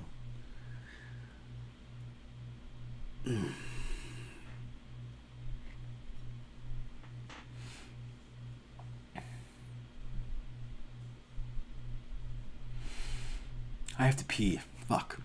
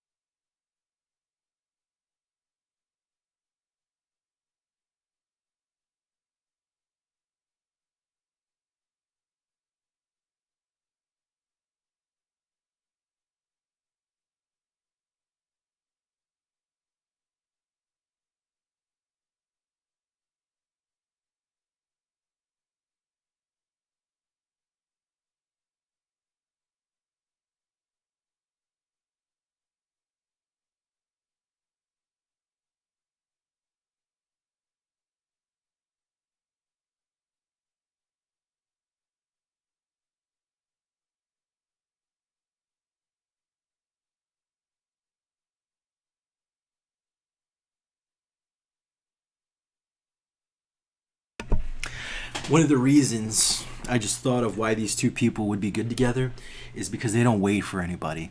They don't wait for anybody. They don't. They don't wait for anybody.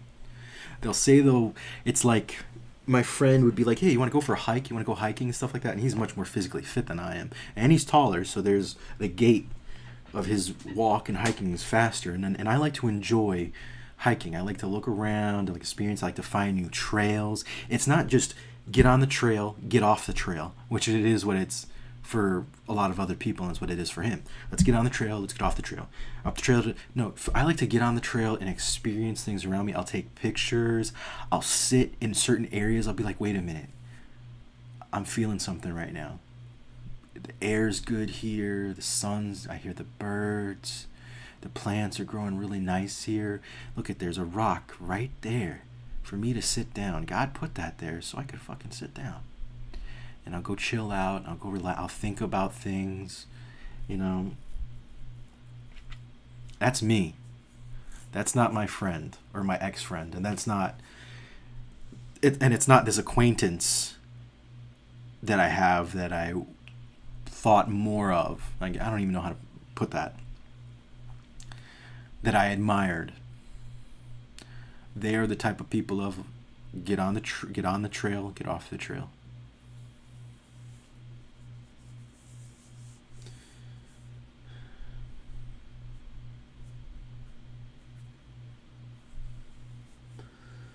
Man, it's almost be 2 hours. It's an hour and 46 minutes, 47 minutes of me just shooting the shit with myself.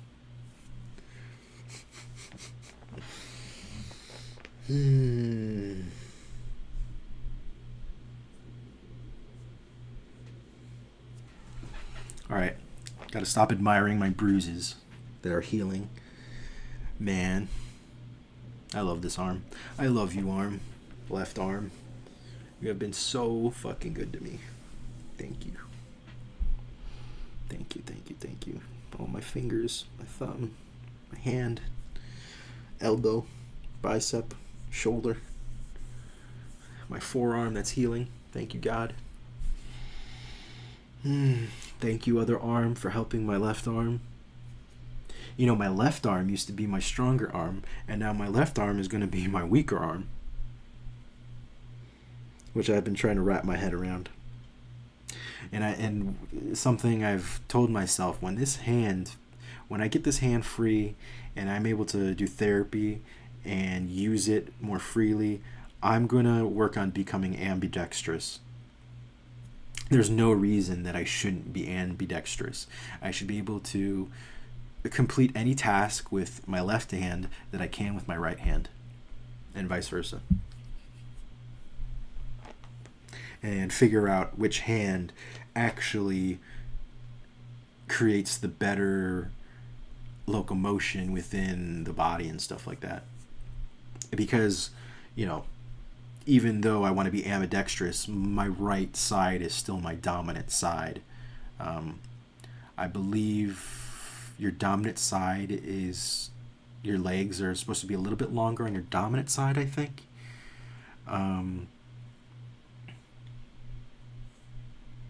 So there's little tiny things that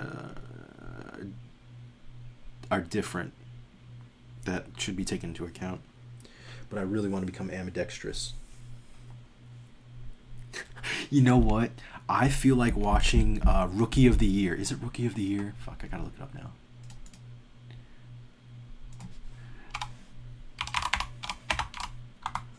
I will legit watch this movie. It is. Rookie of the Year, 1993. In 1993, I was 6 years old. Oh, it's on HBO Max. Ooh, I'm real tempted to stream that. Rookie of the Year is about a kid who lives in Illinois who breaks his arm. And I don't know if it's for the White Sox or if it's for the Cubs. Anyway, he breaks his arm and it's casted. And once he gets the cast off, the way his tendons and muscles fused together, he's got an amazing fastball. So the team in Chicago, because back in the day, the Cubs, they finally won their World Series. When was it? In 2000 and... when did they win? When did the Cubs win? Just look this up.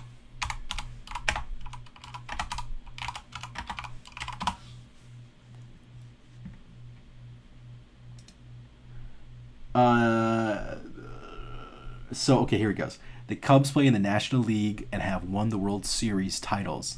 1907. 1908. And then over 100 years later, in 2016, 108 years later, they win. That's insane. That's insane, the gap. And so in the movie, he plays for either the Cubs or the White Sox, which are...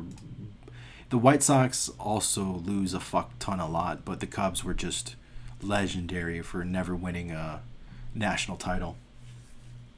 And so he either goes to the Cubs or the Sox, and they make him as the starting pitcher because his arm has fused in such a way where he can just rocket a fastball. And it's like a real cute movie. It's a kids. It's from the 90s. It's back when kids were fucking kids, and it's just fun. It's a cool little nostalgia trip. I almost feel like just pressing it till 2. Let's take this to 2. I'll end the stream. We'll start the stream and start a proper music stream. It sounds like so much work though.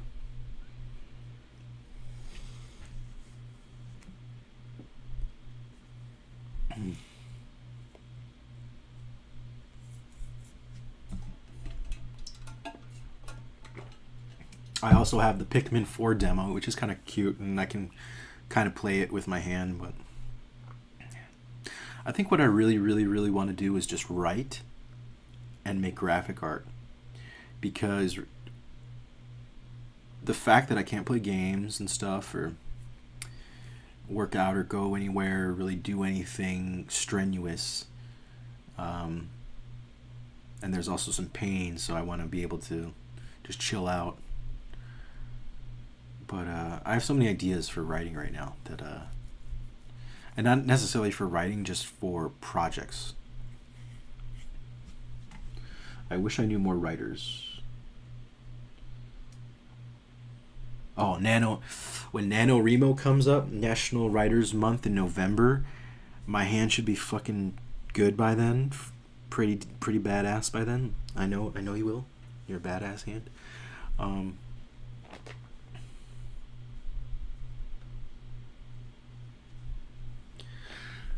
I'm going to kill it, because the first time I did that, the only time I really did it, when I had some people that were also writers who were participating. I was doing 5,000 words a day. I was writing 5,000 words a day. I was killing it.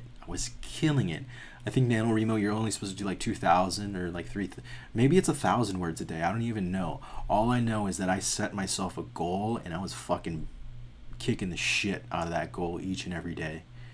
But then what happened is my team, my friends, who I thought were comrades, writers, none of them did it. None of them participated in it. And I was like, what the fuck am I doing?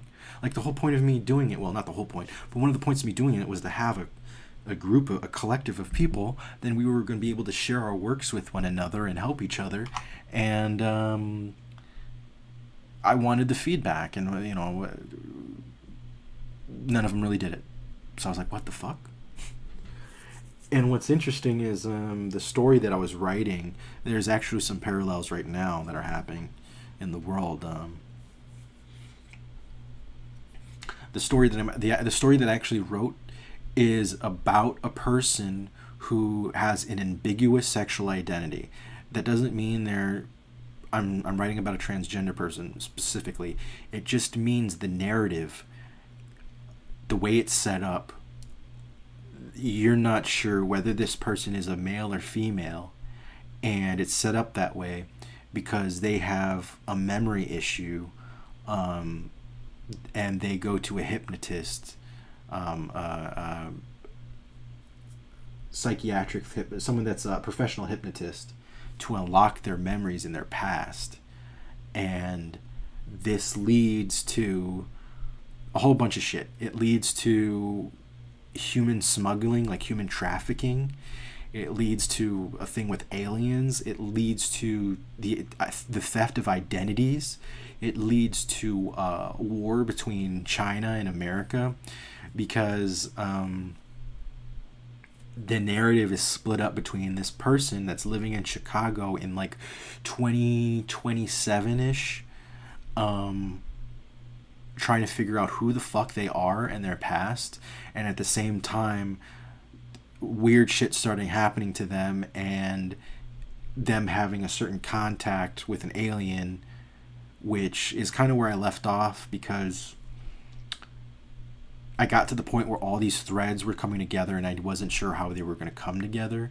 One of the threads was one person. I have to reread it because I don't even fully recall. One person in the story is some type of agent, and they are on a shipping container boat in the Strait of the China Strait that goes where let me look this up. And it's funny because in the Barbie movie there's a line in the China Strait or whatever.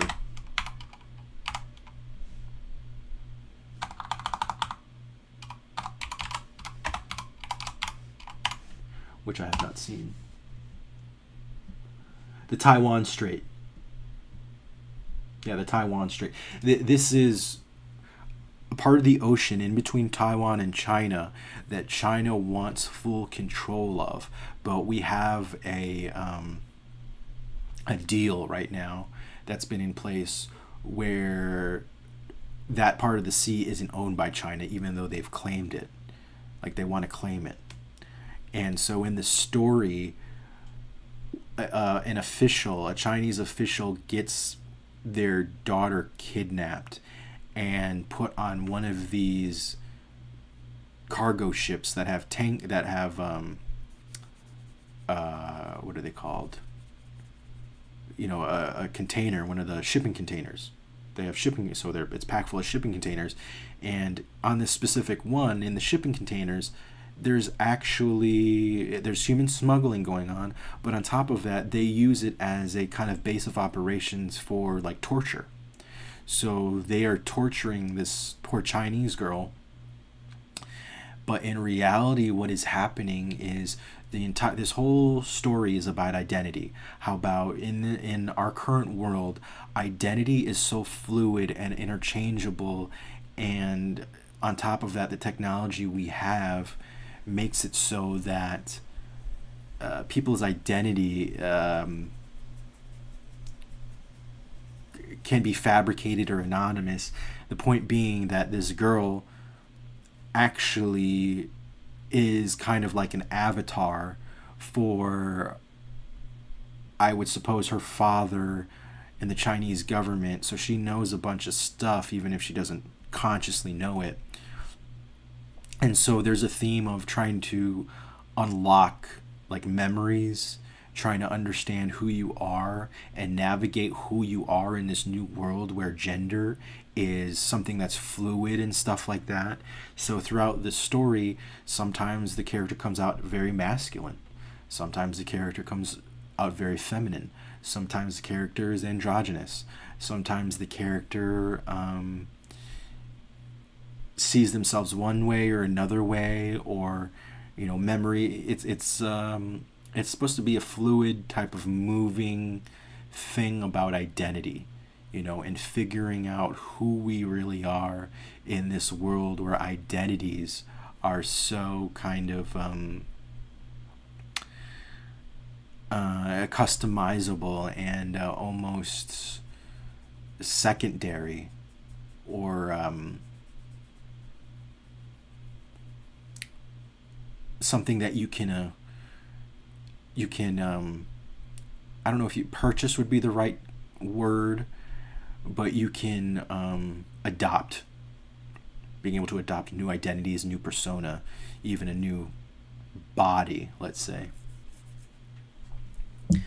So yeah, so I need to get back to writing because it was pretty interesting. I was, since I grew up in Chicago, I was able to remember a lot of things about the town and the city, and through my research and having a bunch of screens open of maps and Wikipedias and looking into certain businesses and stuff like that, I was able to restructure Chicago in an advanced way. Like I made it so the coast, the highway, the the Lakeshore Highway, which is right against the lakeshore, is actually has a power strip for electronic vehicles, so that when you're driving, you're also charging your car. And there's wind farms off the coast of, not the coast, off of the shore. So in the middle of Lake Michigan, there are wind farms, to help power the city and stuff. And so I wanted to pepper in this sense of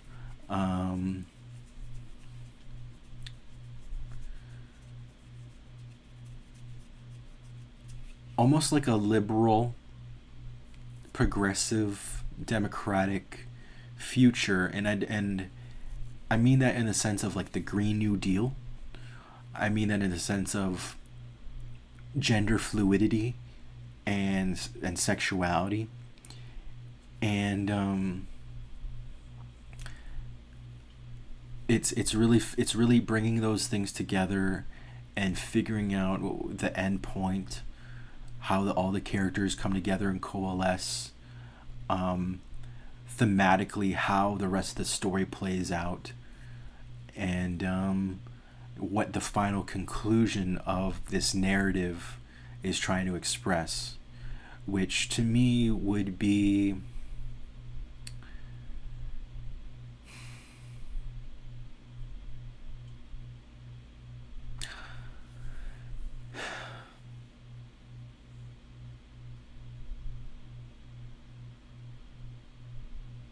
I would almost say that, thinking about the story and about the context and about the direction I would want it to go, it would almost be a story about having unlimited options and what that can do to someone. Being able to change your gender, let's say, change your whatever, change just this ability to modify yourself to the point of not knowing who you are, or becoming who you want to be, or leaving behind who you don't want to be. Like there's something there about identity that really interests me, that ties into the military, that ties into technology, that ties into medicine, that ties into spirituality, that ties into social and cultural things, and of course of sexuality, because in the story this person is sexually aware of the people around them, as far as like, I want this person, or like they've got a desire to connect and discover. So yeah, and one of my favorite parts, after this, I'm really, really, really, really, really gonna smoke, and then do the music thing. But one of my favorite things that I've written is the scene when my main character gets to their hypnotist appointment, and how that's all structured, and the way the room looks, and the way the office looks, and the way the secretary acts, and the way the doctor acts, and the way his personal office setup and the way the hypnotist session plays out, and um, just just the way it's structured, it's got a really nice visual component, in my opinion. So yeah, I need to get back to it. But I think it's time. Is it time for my medzocation? And this is honestly, these are just high powered Tylenols, just so that it kills the pain. It's not like I'm on some fucking cracky shit.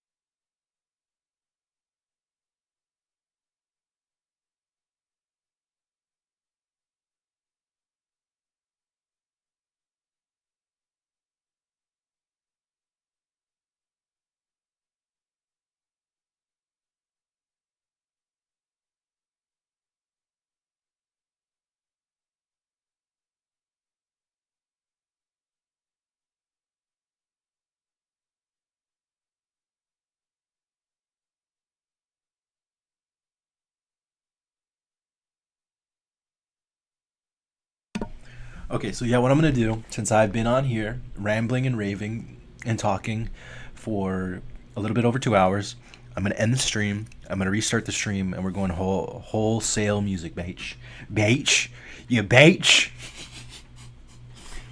They're down on the beach. Get them off the beach. Get those beaches off the beach. Down by the beach. All right, enough of my fucking around. I'll be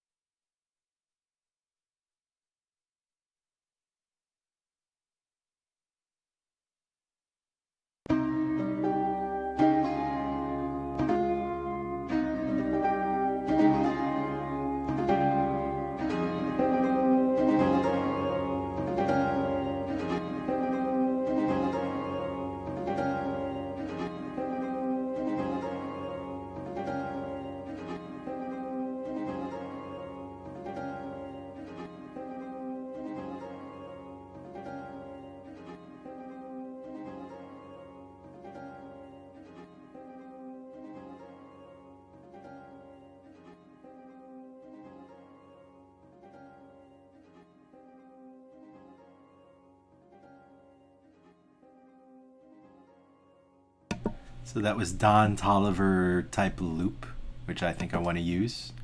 I think that'll be a good loop to use. So welcome to my music stream. If you're continuing on from my last stream, yeah, I guess you're really riding with me then. But I'm gonna get into some music. I'm gonna take this little smoky smoke, and hopefully get inspired to make something really cool. Um, yeah. Cheers.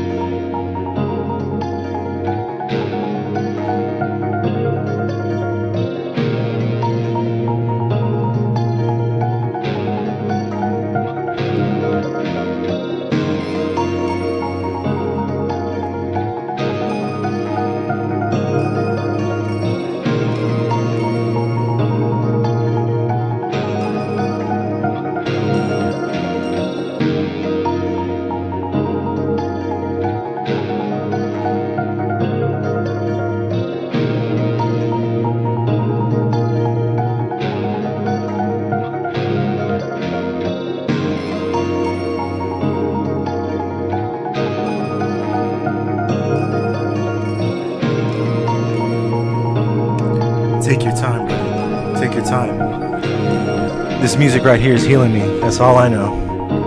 I'm moving like water. I'm moving like trees in the wind, bitch. I'm gonna smoke those trees too. I wish you had some smoke so you could smoke with me.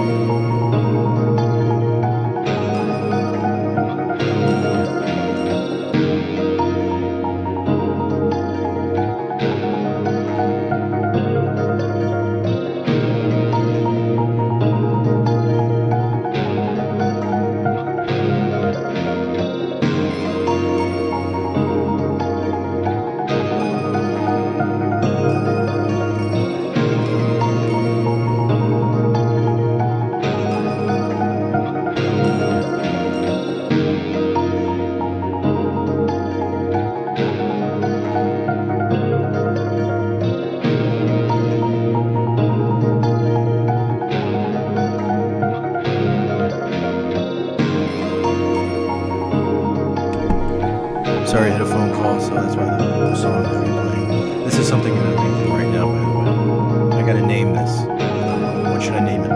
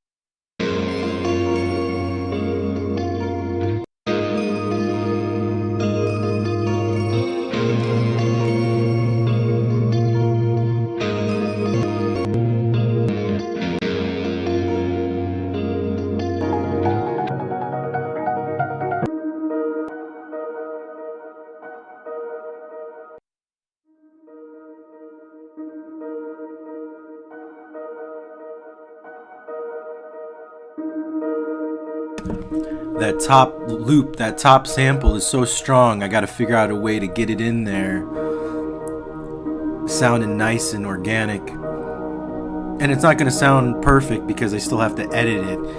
It's just right now getting the placement and the timing. I've got multiple pieces that I like that are building upon one another. Now, when I get this in the right location, see, it comes in too strong. It comes in too strong, so what I have to do is I'll have to introduce that loop later on along with a heavier percussion, with drums, with smaller percussions, with bass, maybe even another guitar riff along with it. All I know is that it's just a little bit too strong when everything else has been building. It works when it's just all at once, when it starts all at once. Stupid ass arm takes up so much space because I'm got an ice pack underneath it, but on my desk. When it comes at once, like right here. Oh wait, not right there. Sorry.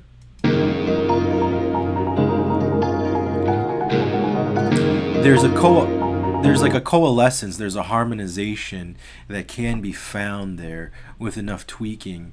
It's just when it's building up separately like that, the guitar riff here, the bass riff, whatever this is, because there's multiple things in this one loop. So a bass guitar, a little electric guitar, that is that might be a synth, or that also might be a tuned electric guitar. I think that's an electric guitar as well. But yeah, this is such a heavy sample that I have to bring in some percussion before I can bring that in if I'm going to build it up. So I'm going to have to mute that, switch everything up, get my loops in order. That's how I do it. Top to bottom. What starts first? Some people start in the middle. They like to put their sample or their harmonization, their melody, like in the middle, that goes all the way through. I like to put it at the top and then move in a descending order. So let's see what else I got here, because this is the I believe these are all new. Yeah, these are all new loops that I'm going through right now. So I've never heard these.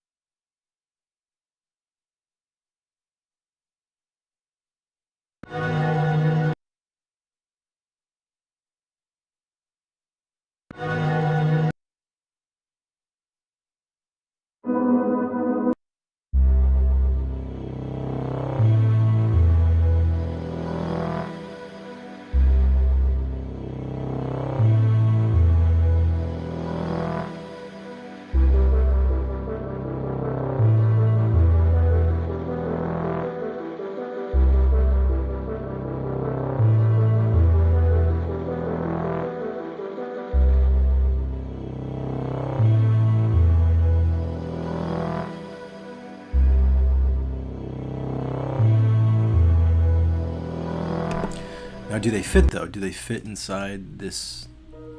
No, this is totally different. Okay, so what I'm gonna do, since I'm gonna have to come up with a name for this real quick.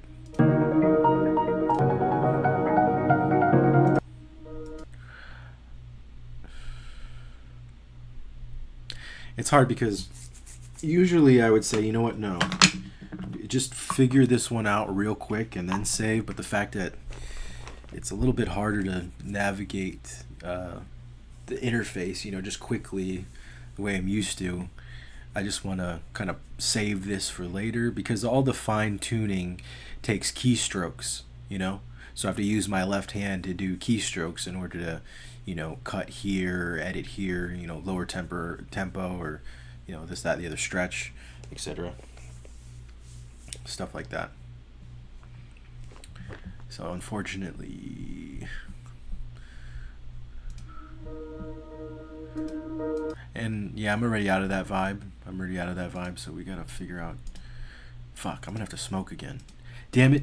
You know what? I was really, really into it before that phone call, and like, even though the phone call was fine, there was nothing bad. It was a great phone call. That's the thing about being creative, and like, if you're a creative person and you've got like just a creative mind that wants to make music, do art, write, even certain types of exercises and workouts or whatever, whatever involves creativity, dance, things like that. It's like you need a certain amount of space from people, and that's part of, I think, that individualism like problem, where we want to be individuals so we can go do our own thing and like work on our own shit, and at the same time not be too selfish about it, because it's a hard thing to balance, especially like if you're a writer. To me, I think that is the hardest profession to do around people, if you're the type of writer that creates like their own fictional worlds and stuff like that. That's a like a science fiction fictional writer, and maybe not so much science fiction, because a lot of science fiction writers are involved with actual science, and talking to scientists and stuff. And maybe this is a thing of the past, but I feel like being a writer has to be so focused, and any type of interruption to that flow, it takes you completely out of it, because it's almost like an orgasm. It's almost like you're ready to come, and you're edging and you're edging and you're edging and you're like, damn, this fucking feels good. and that's what it's like when you're in the zone writing, and then someone comes, or someone fucks up your shit, or whatever it is. You know what I mean? I'm trying to make a metaphor, but the metaphor is disgusting, so I'm trying to get away from it. But it's, someone will come in and interrupt what you're doing, and it will completely take you off your fucking game. And and you'd be like, I was there. I was right there. I was right there. It's maybe it's a little bit of that Jack Torrance, little Jack Torrance in me. Is that what? Yeah, is his name? Yeah, Jack Torrance. Yeah.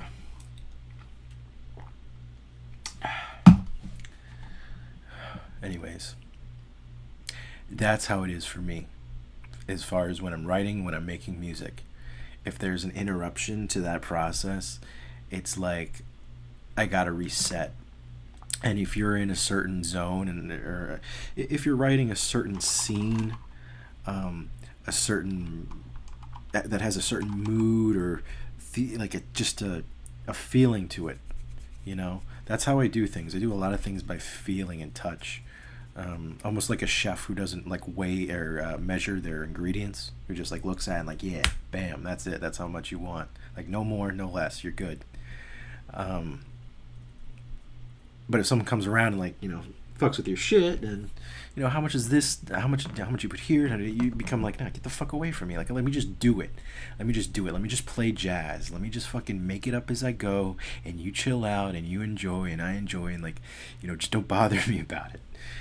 And that's a hard thing. That's one of my that's probably my most selfish component, is that artistic temperament of leave me the fuck alone. I'm doing what I'm trying to be doing.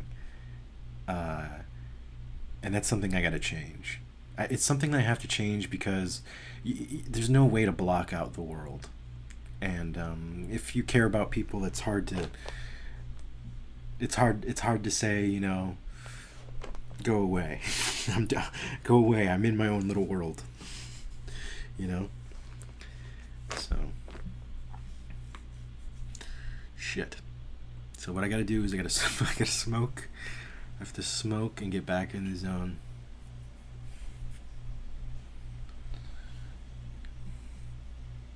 There was something else. Oh, I gotta get more ice. Get more ice for my ice packs. So yeah, this is gonna take a minute.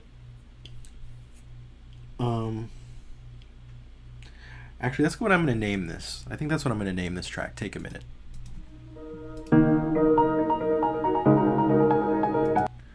It doesn't really go with it, but I got nothing else right now. So let's go here. Let's go Acid Studio. Let's go tracks.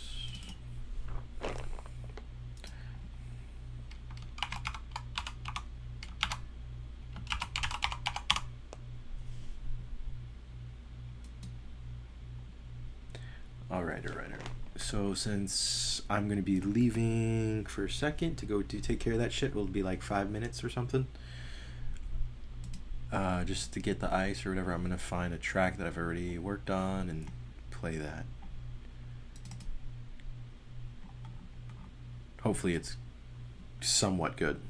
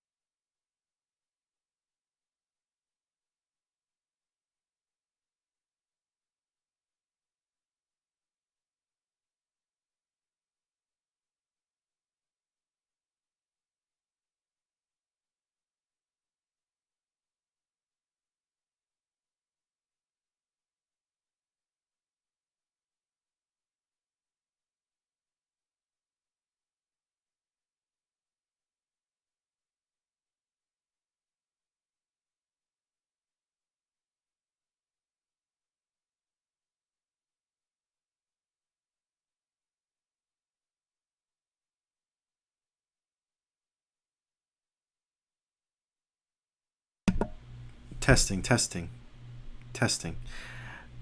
I was just talking to nothing. I think I was just talking to nothing.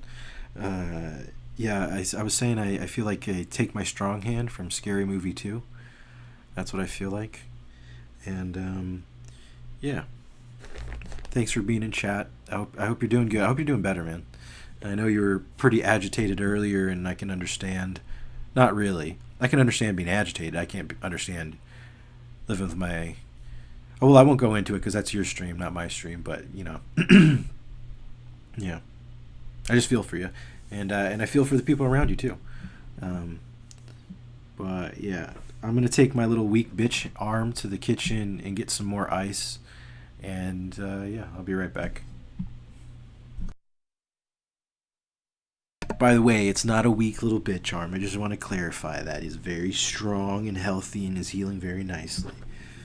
Got to remember not to degrade yourself too much without reassuring it's just a joke.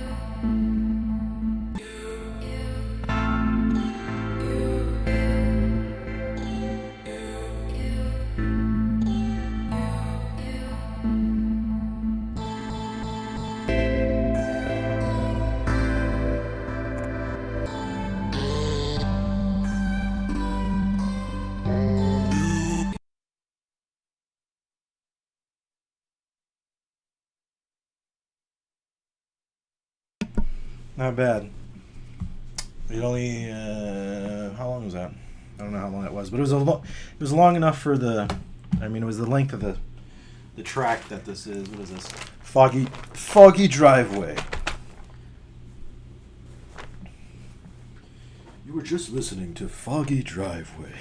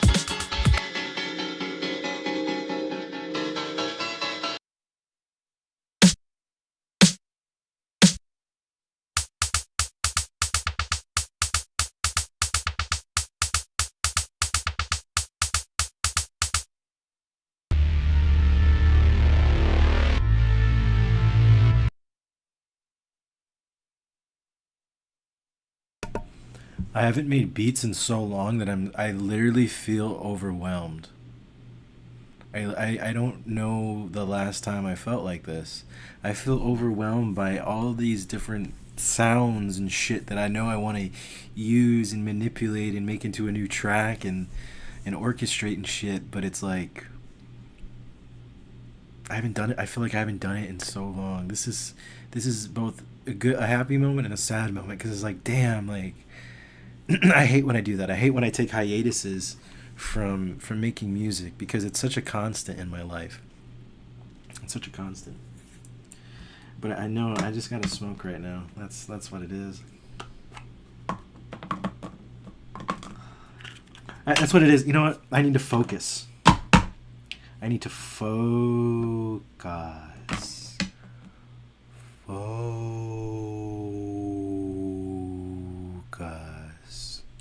Yeah, I need to focus. I need to focus.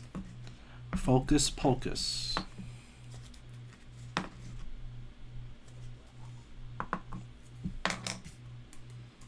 Shit, I'm gonna have to grind. I'm gonna grind some shit up. Let me tell you something. You don't know how lucky you are to have two hands, whoever you are, if you do have two hands, to grind your weed up. Because I'm literally, I gotta sit on the floor or sit somewhere where I can put my feet up, like sit on a bed or somewhere, so that I can hold it with my feet and then grind it with my right hand. So, just think about that for a minute. Just think about that for a minute. If you got that working shit, if you got those if you got those fucking dual akimbos, those hands over there, just be grateful. Because you might be grinding your weed with your feet.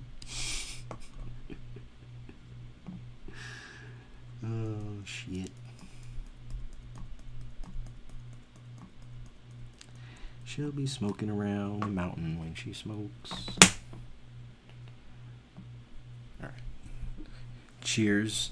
And here, this cheers goes to doing what you love and you're passionate about in your own space, in your own time, but also being able to accept that you are part of a bigger thing than just yourself. And both those things can exist, and it's a beautiful thing. Cheers.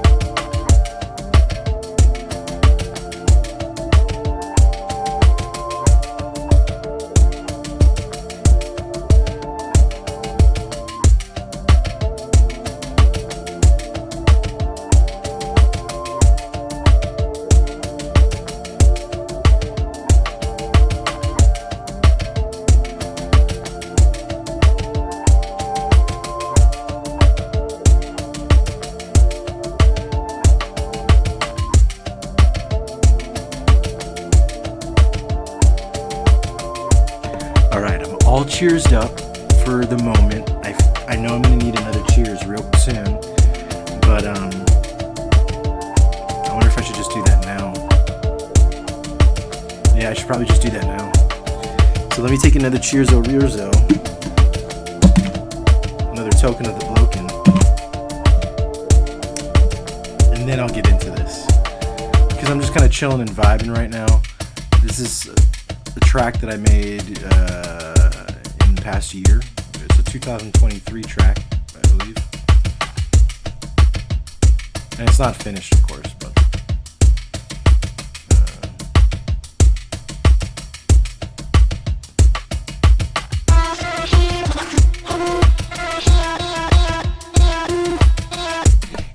if there's anyone that's actually listening and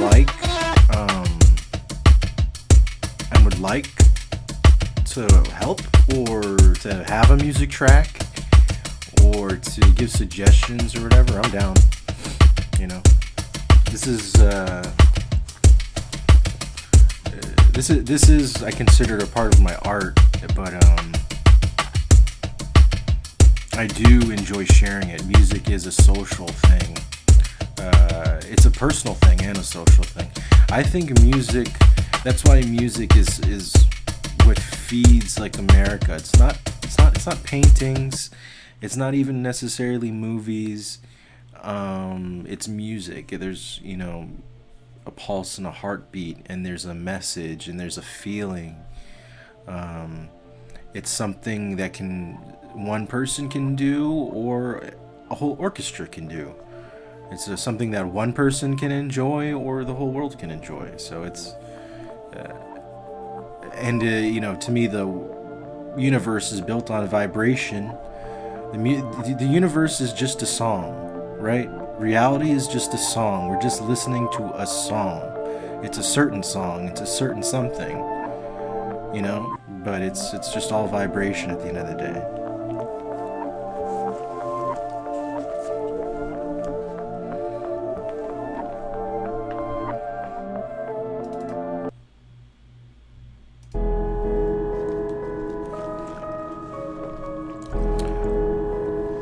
Maybe I can do something with this. Maybe I can do something with this.